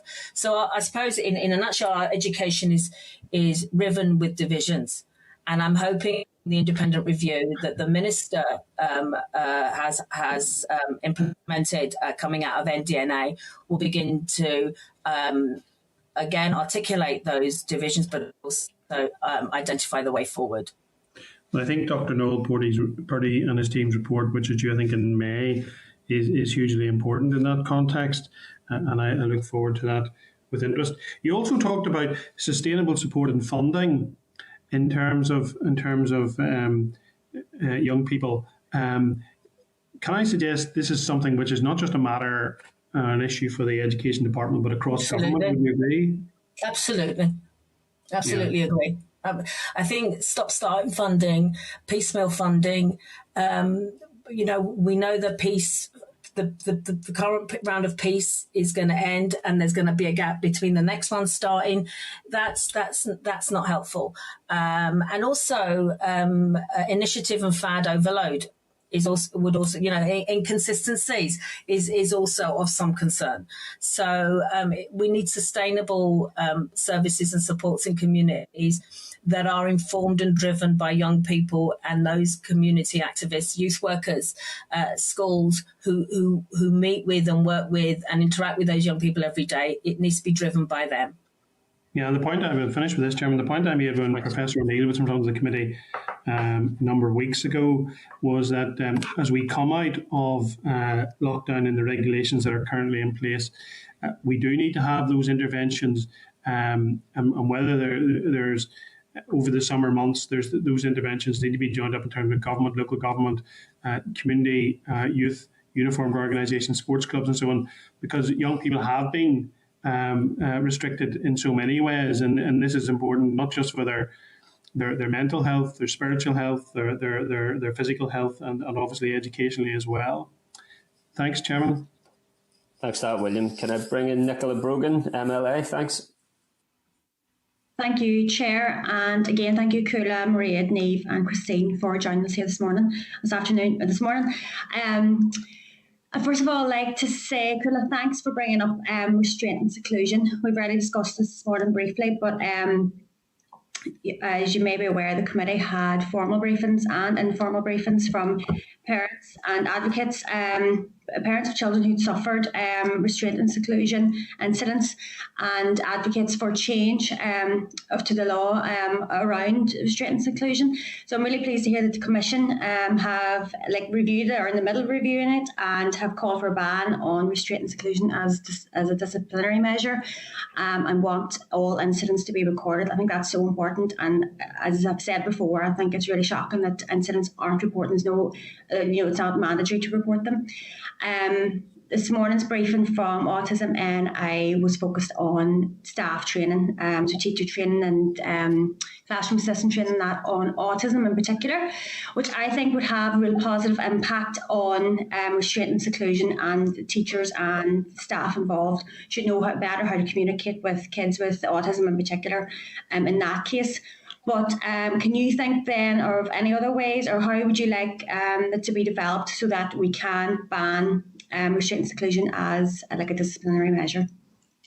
So we have to ban it. We absolutely have to. We have to ban it. And as I said, the use of isolation for children is outright. But you can understand why sometimes restrictive practices, holding a child or restraining a child, may be necessary if they pose a risk to themselves or other children. So you can see a scenario where that will happen for the shortest possible time.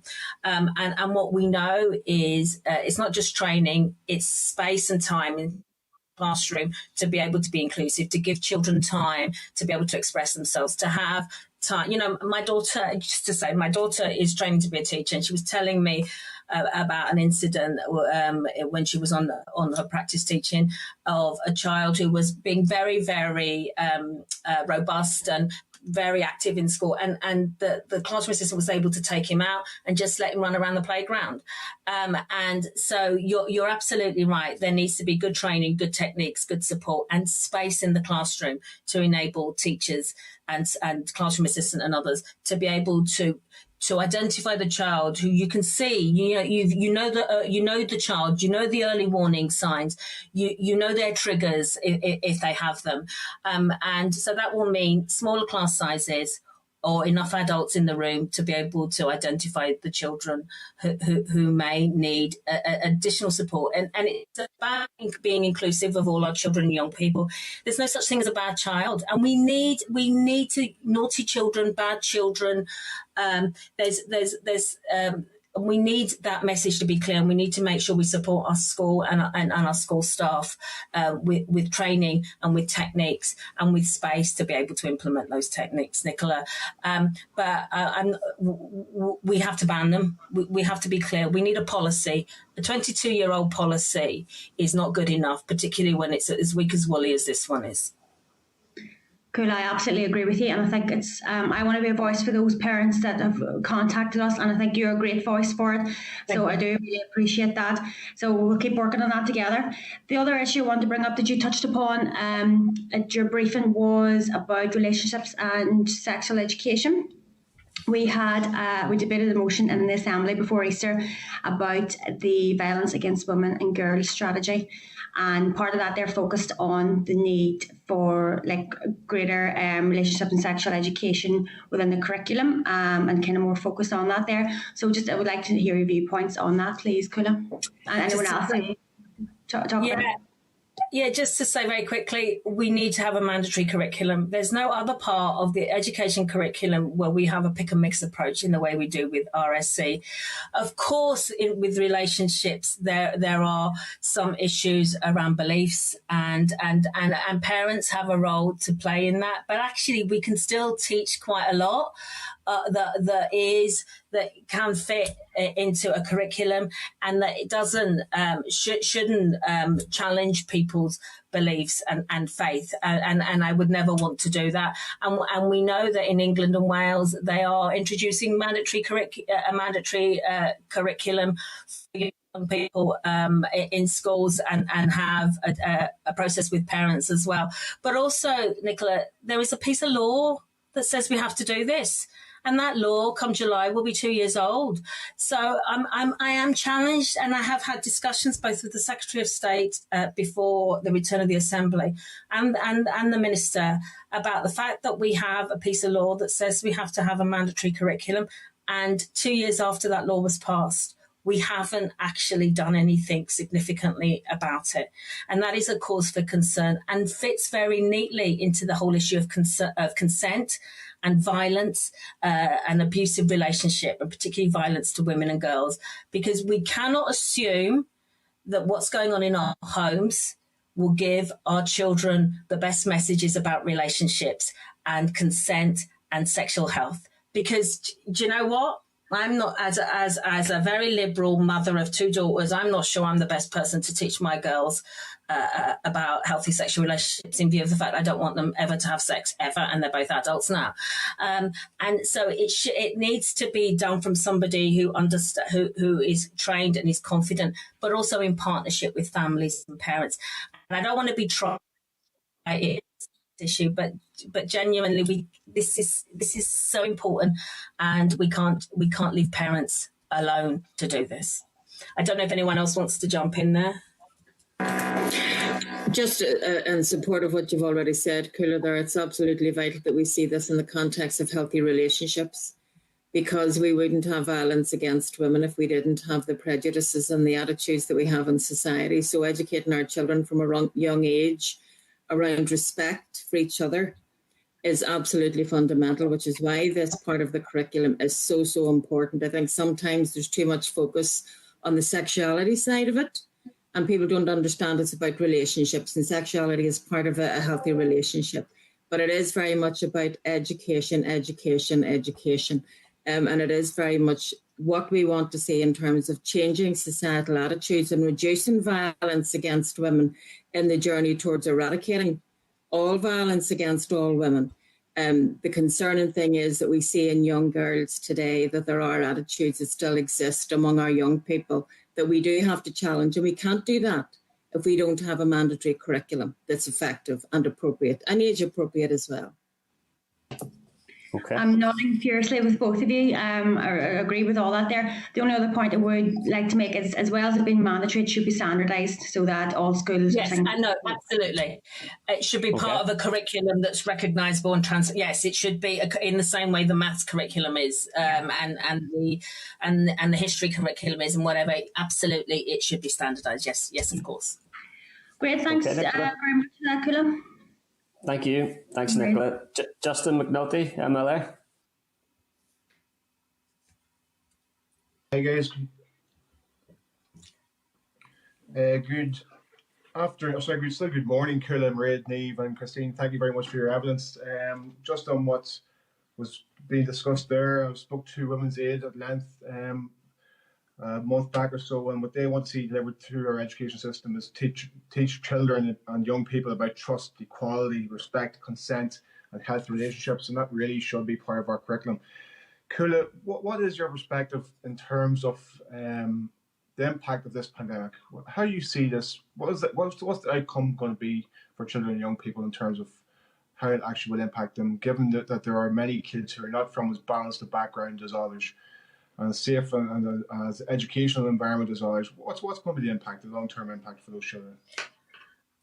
Oh, God, that's a big question. As I said, Justin, we're going to publish a more comprehensive report in June. I can feel the team panicking every time I say comprehensive. Don't panic.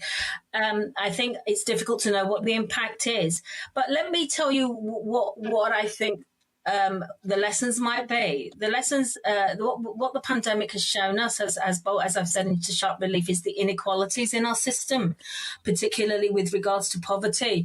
I can sense a different discourse, a discussion and debate with regards to poverty and children who are socially disadvantaged.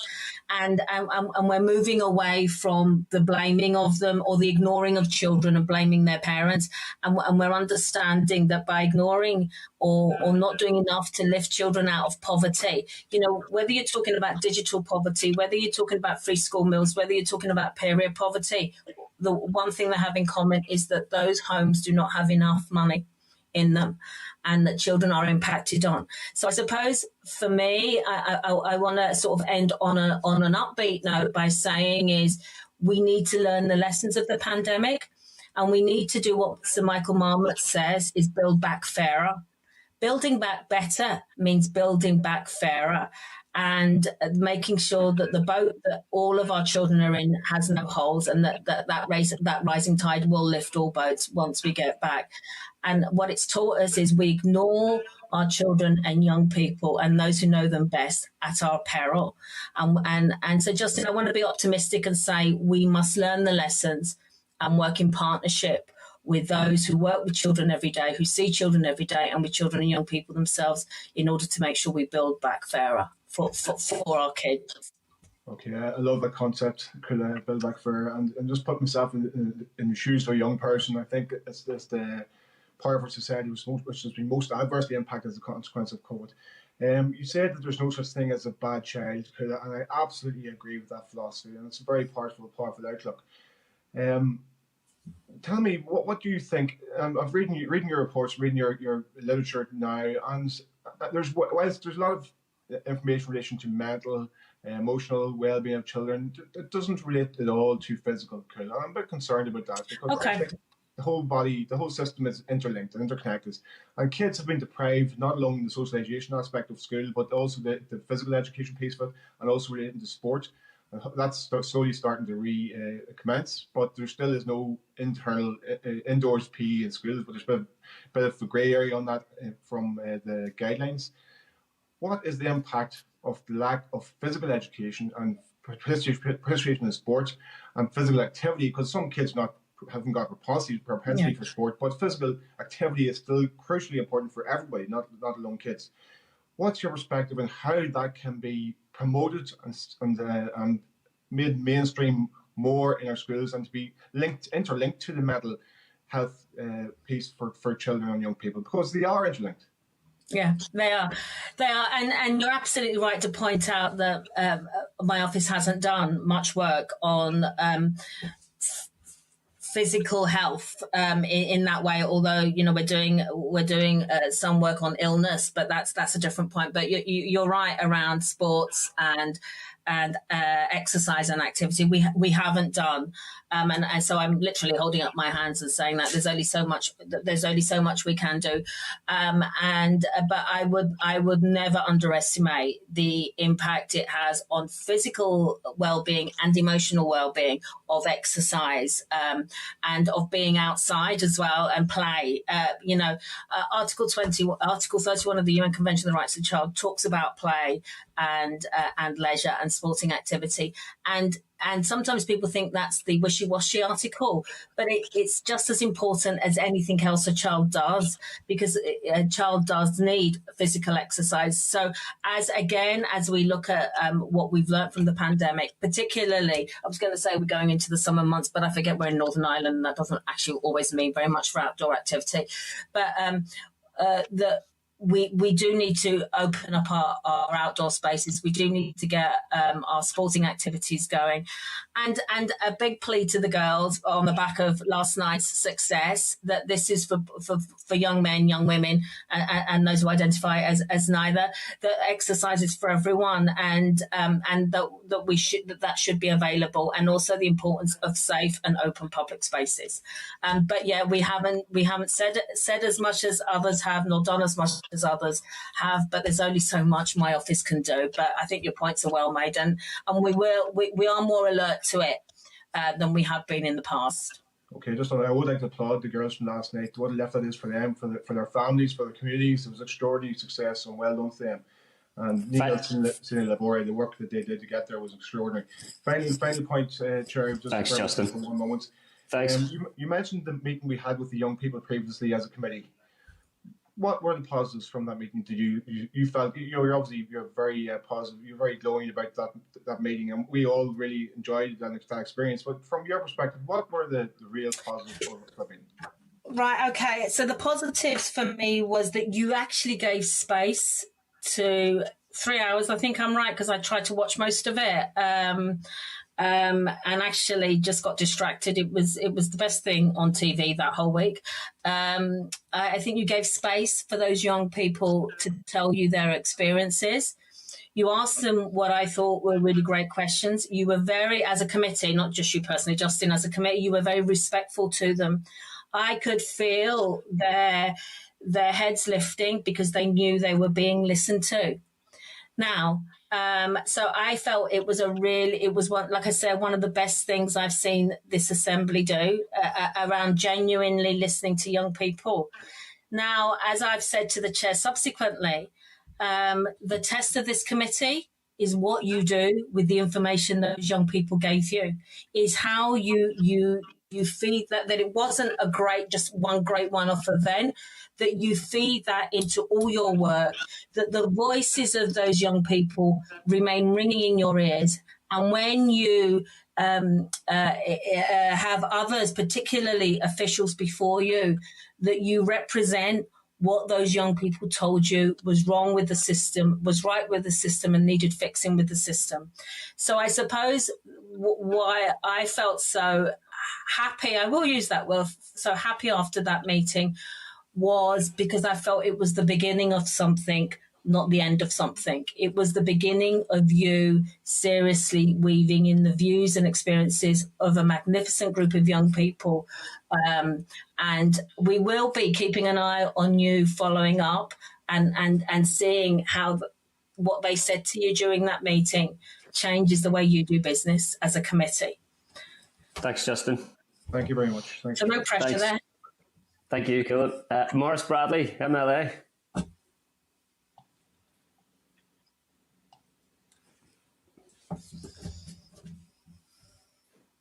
Sorry, Chair. That's okay. That's you, Maurice. Thank you. Listen, folks, thanks very much for your presentation this morning, and it still is morning, so well done. Look, a lot has been covered by other members this morning and by the presentation itself. And as we're hopefully coming out of this pandemic, which has exacerbated the inequalities well documented pre-pandemic, it's good to know the indications for 2021 suggest that pupil numbers have been increased. But is the education budget currently enough to deal with the increase in numbers, as well as pupils and young people coming out of this pandemic and the extra nurturing, schooling and interventions that will be necessary to integrate people and young people and pupils back into education and life in general? So therefore, could I ask what you believe would be a preferred outcome through the transformation and review of education in Northern Ireland in terms of curriculum, training, etc., and the fact that we have controlled, Catholic maintained, integrated and Irish medium strands of education provision here in Northern Ireland? I'll be interested to hear your views and what your preferred outcomes may be. Okay. So my preferred, it's difficult to be conclusive, but I think we need one education system in Northern Ireland that meets the needs of all children and young people. We will need to have some schools, for example, for parents who choose that their children are educated in the Irish language. So we will need to have some differentiation within the system. But I think we're looking at one system, one integrated, shared, whatever, that the children do not have to travel an extra 130 million miles a year to drive past lots of other schools to go to the school of their choice. I think parental choice and child choice is incredibly important, but the nearest school should be the best school for them. And that we need to leave our divisions behind. Do I think Northern Ireland as a shared society will be fixed by having an integrated education system? I think it puts far too much pressure on our children and education for a much bigger issue. But I think it goes a little way towards achieving that. I don't know if others want to comment, Mairead and Eve, particularly around funding, whether we think there's enough money in the system. I mean, I think because we've done reports on this in the past in terms of funding and education, we have flagged up the fact that there's not sufficient resource financially in the system, and we're mindful, even in speaking with officials, whether it's in the Education Authority or the department, that there is insufficient funding, and we are very keen and happy to see when, additional resources allocated, for example, on mental health in terms of the emotional health and wellbeing framework. But what we have to see is that funding is sustained when it's shown that it's having the effect that you want it to have. In terms of transformation, that's a huge question, Maurice. And as Ciara said, there's a number of big questions to be asked there and addressed. And obviously, as the review goes on, we'll be feeding into that.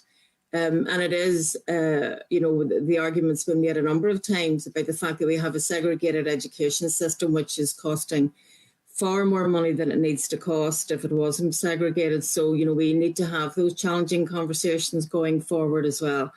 But what is fundamental is that at the centre of all of this, that we do right in protecting the rights of our children and young people in education and making sure that we realise the potential of every child and young person in Northern Ireland and do what we can effectively in meeting their needs. Because as we heard earlier, even before this session, there are children who have special education needs and they're not having their needs met as effectively as they could be. And that is obviously something that we'll come back to at the next session with the committee as well. Chair, thanks very much for that there. I know it's not the answer, but it is a building block and it's one that I'm very interested in. Thank you, Chair. Thank you. Thanks, Maurice. And thank you to all our witnesses, Ciara, Mairead, Christine and Niamh. We could allocate a day to this session. Unfortunately, we don't have that available to us, but thanks so much for your ongoing engagement with the committee. Hopefully you feel that's reciprocated from ourselves as well. There's a lot of issues there that we need to work effectively together on in the best interests of children and young people. And I think it is self-evident that the Education Committee is very much committed to achieving for children and young people and empowering children and young people. So we're really grateful for the work that you're doing to to promote that. And we wish you well with the comprehensive review, Niamh, Christine and Marie, that Kula has set and trained for you. And maybe we can, when you get that completed, we can re-engage with you on that, as well as the important work on the set and frameworks as well. So thanks very much indeed for your time today. Thank you, Chair. Thank you, everybody. Thanks very much, everybody. Okay. Bye-bye. Okay, if I could ask Assembly Broadcasting to remove witnesses and add members back into the spotlight, and to ask the clerk to summarise any actions from that session. Okay, so the committee is very much on the same page. Actually, with the Commissioner, we have a provisional arrangement that she and her team will come back in the next month to talk about the SEN frameworks, and we'll align that with the department's update on the SEN frameworks. Also, some of the issues that came up today were about RSE, about restraint and seclusion. Those are issues on which the committee has updates booked in the next weeks from the department, and also has a commitment to go to the House with committee motions on both of those. So there was some interesting discussion about disadvantage and funding, mental health prevention and of recovery. So I think really that's where the innovation can be, and it may be that the committee would want to do a motion about recovery. The chair, you had. I think there's been a consensus from us all that there needs to be an immediate plan and response for children and young people COVID recovery. I had been thinking myself, and I think the Commissioner makes an interesting point in terms of whether that requires a bespoke response or whether that requires targeted implementation of the children and young people's strategy. I think a motion around that might help the Assembly draw some of that out and have a debate. Everyone's making very clear calls for recovery in terms of education, emotional health and well-being, and physical recovery, calling for summer programs. I'm slightly concerned that the closer we get to that the sort of coordination you're going to need to see between school facilities, council facilities remaining open in order to facilitate some of that recovery may or may not be taking place. So perhaps, Clark, I could draft some text and bring that back to the committee in due course. Realise we're short for time today. Yeah, so I mean, I would just suggest that we thank the Commissioner for her evidence and seek to schedule her attendance again soon for the SEN frameworks. Are members content with that approach? Agreed, members? Agreed. Thank you. Okay, Clark, we'll move promptly then to the rest of our correspondence and forward work programme before the end of the meeting. Yep. Yes. So just to remind members that our correspondence is at page 81. We'll have 34 items of correspondence and a summary note at page 83. And I think we progressed to agenda item 7.3, Clark, on page 95. We did. So members agreed earlier in the meeting that we would write to the Minister to ask what alternative arrangements are being made for the pupils of Brawla High School and for an update on area planning. And again, in our forward work programme, we should be hearing from the department soon about consultations on area planning in respect of mainstream and special schools.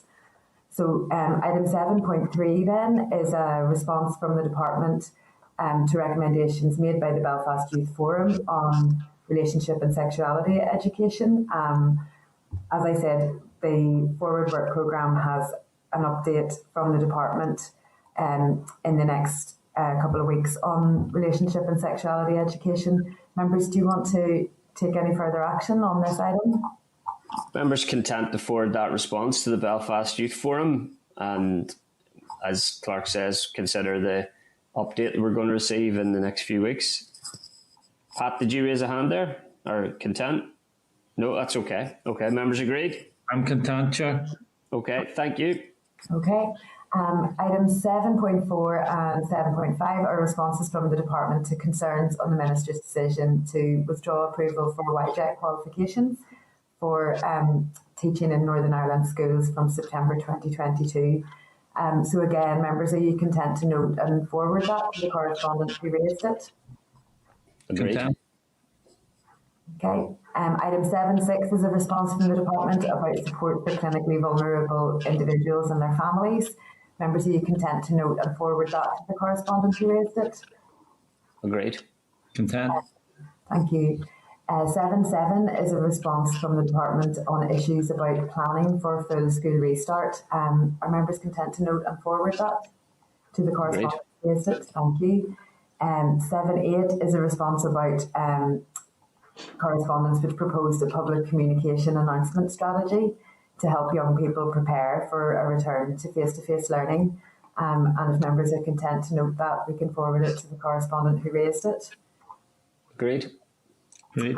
Thanks. 7.9 on page 170 is a response from the Department to correspondence on a query regarding the decision by C2K to cease support for the virtual learning platform, Prompter. Members, if you're content to note that, we can forward it to the correspondent who raised that issue. Agreed. Maybe in the forward work programme we consider some engagement with C2K as well, just around some of the wider issues. Clark, did we ever get an update from the Department or the Education Authority with regards to the tender for the provision of digital learning platform? No, we haven't been notified of a decision yet. Okay, that was expected quite some time ago. Could we maybe chase that? Yeah. Yeah. Okay, thank you. Okay, item 7.10 is a response from the Department of Education to correspondence about lack of provision of A-level Irish by CCEA. Members, if you're content, we can forward that response to the correspondent who brought it up. Agree. Great. Yep, yeah. Thanks. And item 7.11 is the interim report of the expert panel on educational underachievement. Members mentioned their interest in that earlier in the meeting. Shall we schedule a briefing on the interim report, or? Yeah, I think it'd be good to invite the panel to give us a briefing on the interim report. Members content with that? Content. Can I just thank you. Yes, Rob. Yeah, just my understanding. I think Clark may be wrong in this. My understanding is that the final report is due out shortly. Would that be correct? Yeah, I'm just looking for the date actually, because that is obviously an option to wait until the final one. Yeah, that's logical. If it's going to be in due course, then probably would make more sense to do it that way, Robin. Yeah. If I'm right, Chair, yeah. Okay. Well, if members are content, the clerk can check that date for final report, and then we can decide whether to take a briefing on the interim report or wait until the final report. Agreed? Great. Okay. Okay. Thanks. So then items 7.16 to 7.21 are responses from churches and sectoral bodies on the teacher's exemption in fetal and the certificate for religious education. There's still one response outstanding just from that bunch of correspondence. So members, I mean, if you wish, you could wait to consider the replies in the round when that last one is in. Or we members could now. Members content to wait until receive that final correspondence, and then we can agree which organisations perhaps to take some further evidence from. Content, Chair. Content, yep, okay. Thanks. Thanks, Clark. Thanks, Chair. Item 722 is a response from SIA regarding the alternative exam arrangements. The committee asked for SIA's confirmation that the 5-step process provides the best opportunity, at this time for pupils' future prospects. SIA have said that the five-step process is the best opportunity to ensure candidates receive grades commensurate with their academic performance. And the letter also says that the appeals arrangements haven't been finalised yet, but are being finalised before consideration by the department. So members, just are you content to note that pending a further response about the appeal system? Or do you want to write back to SIA? We're content. I'd be content to note that, Clark. Just to remind members as well, further to some of the issues that were raised in the evidence section, that the committee has written to the Education Minister to ask who and how the implementation of the assessment guidance is being monitored, in a response in that regard. Yeah, and particularly to what extent controlled assessment is being carried out as a proportion of all of the assessment being done at the moment. Okay. Thanks, Clark. Thank you, Chair. So item 723 is correspondence from the Committee for the Economy regarding alignment of the work of that committee and this committee. So members, if you're content, I'll liaise with the clerk for the Economy Committee about that and just see where there are common points of interest in our workflow. Agreed. Okay, agreed, members? Yep. Agreed. Thanks. Thank you. And one such idea is item 728, which is correspondence from the think tank Pivotal, providing a copy of its report, Retaining and Regaining Talent in Northern Ireland. So members, I suggest that perhaps we would consider a joint briefing with the Economy Committee on that report. Agreed. Agreed. Thanks. Thank you. Item 729 is correspondence from the Council for Irish Medium Education, seeking to brief the committee on the issues currently facing that sector. Members, want to? But members content to take a briefing from the Council for Irish Medium Sector. Agreed. Yes, Chair. Could I ask that we schedule that at the earliest opportunity? Yeah, we can programme that in the forward work programme section, Pat. Happy enough. Okay, thank you. Thanks. Item 730 is correspondence from Linking Generations Northern Ireland, again seeking to brief the committee. It's done some recent research on an intergenerational approach to improving skills and educational outcomes for children and young people in Northern Ireland. Members content to schedule a briefing. Agreed. Agreed. Thanks. Item 733 on page 436 of the pack, and also on page 6 of tabled papers, is correspondence about appropriate uniform for girls' health, hygiene and decorum, how a complaint to a school was handled in relation to uniform and related matters. Now this complaint has several strands. The maladministration issue is being investigated by NICCY at the moment, and members will want to, I suppose, take note of the policy point being raised, which is really the difficulties that can arise for pupils when schools enforce unsuitable uniform on growing teens. But there's also a value for money aspect to the correspondence. So if members are content, I suggest we acknowledge the correspondence and signpost the letter writer to the audit office in respect of the value for money concerns. Does that sound agreeable? I think that's a good idea to put it in the William Humphrey's lap. Okay. Thank you, Robin. Okay, so item 735 is correspondence seeking a meeting with the committee about the challenges being faced by voluntary sector outdoor centres. They've just sent a message through there. Two members of the office. Are members content to arrange an informal meeting with the voluntary sector outdoor centres? There's only 5 on it.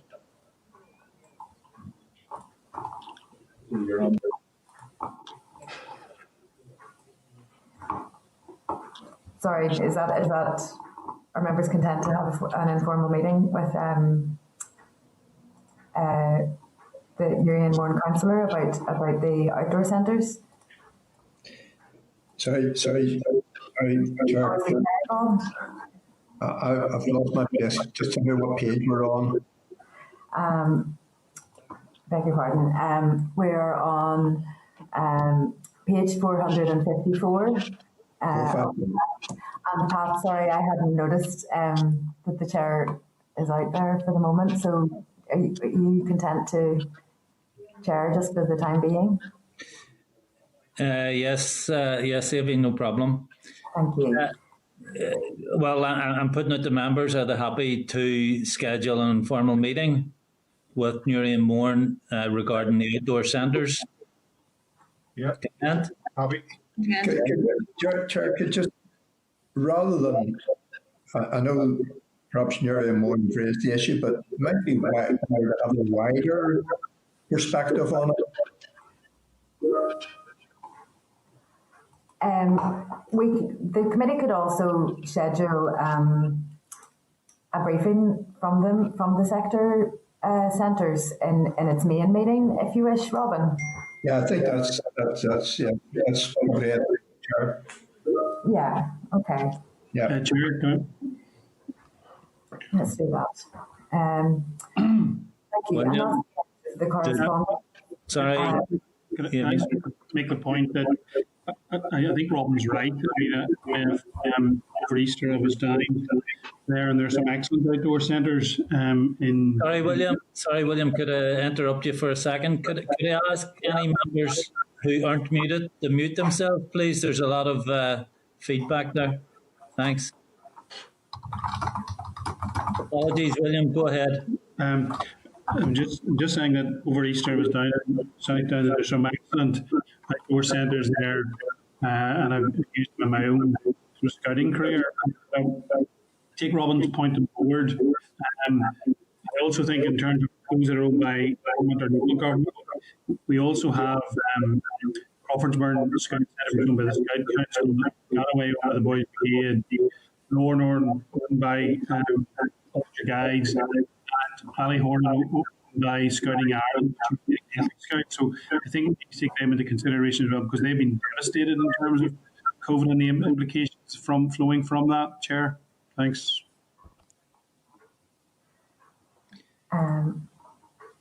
Okay, thank you, William. So we create a forward work programme item basically for the voluntary sector.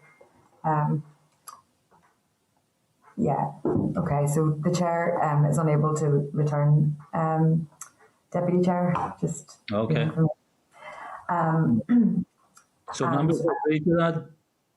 I was just saying, so we'll schedule a voluntary sector outdoor centre item in the main meeting, and then you can let me know particular centres that you're interested in to attend to that one. All right.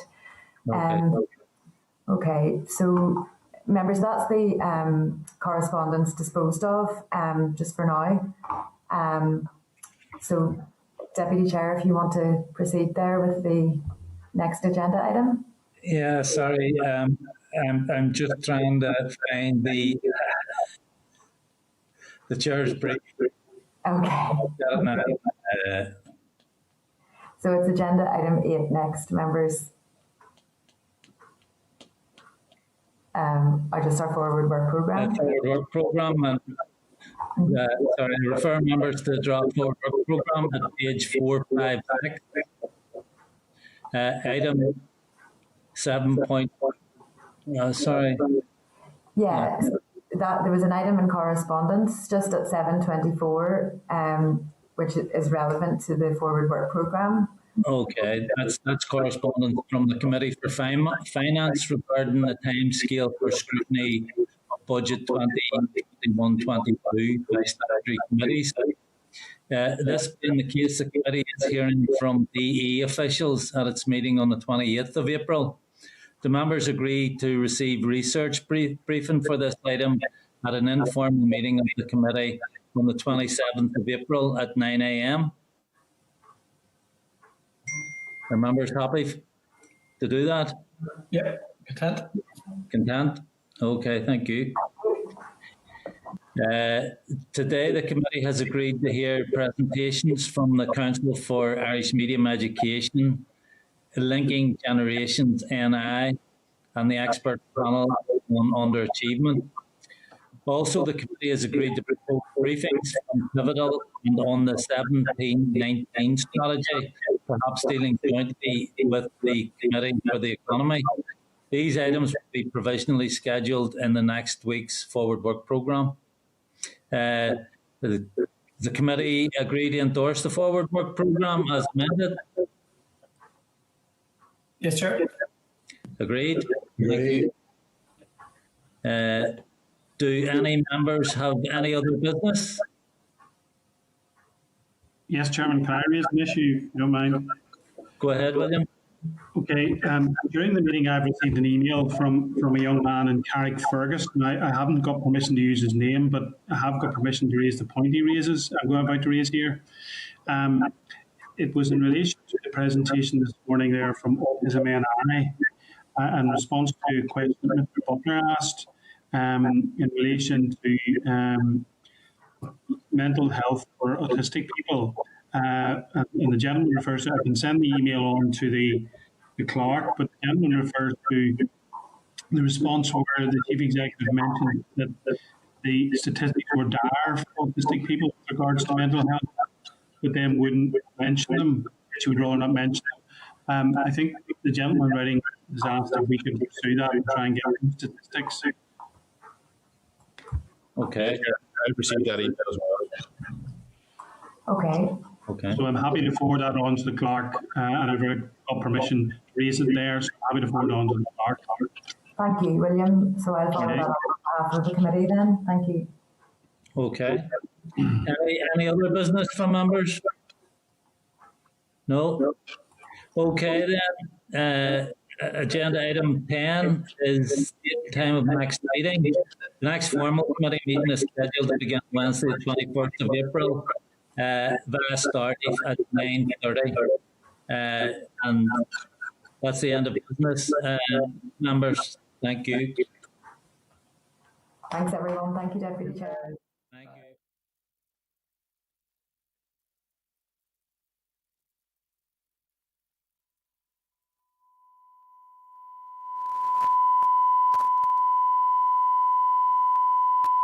This is the Northern Ireland Assembly Committee Room 29. This is the Northern Ireland Assembly Committee Room 29.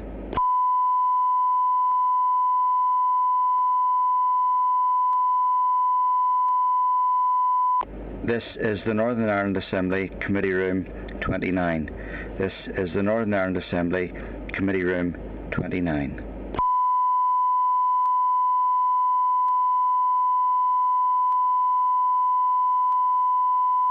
This is the Northern Ireland Assembly Committee Room 29.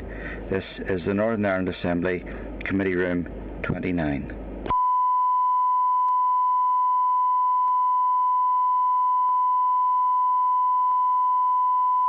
This is the Northern Ireland Assembly Committee Room 29. This is the Northern Ireland Assembly Committee Room 29.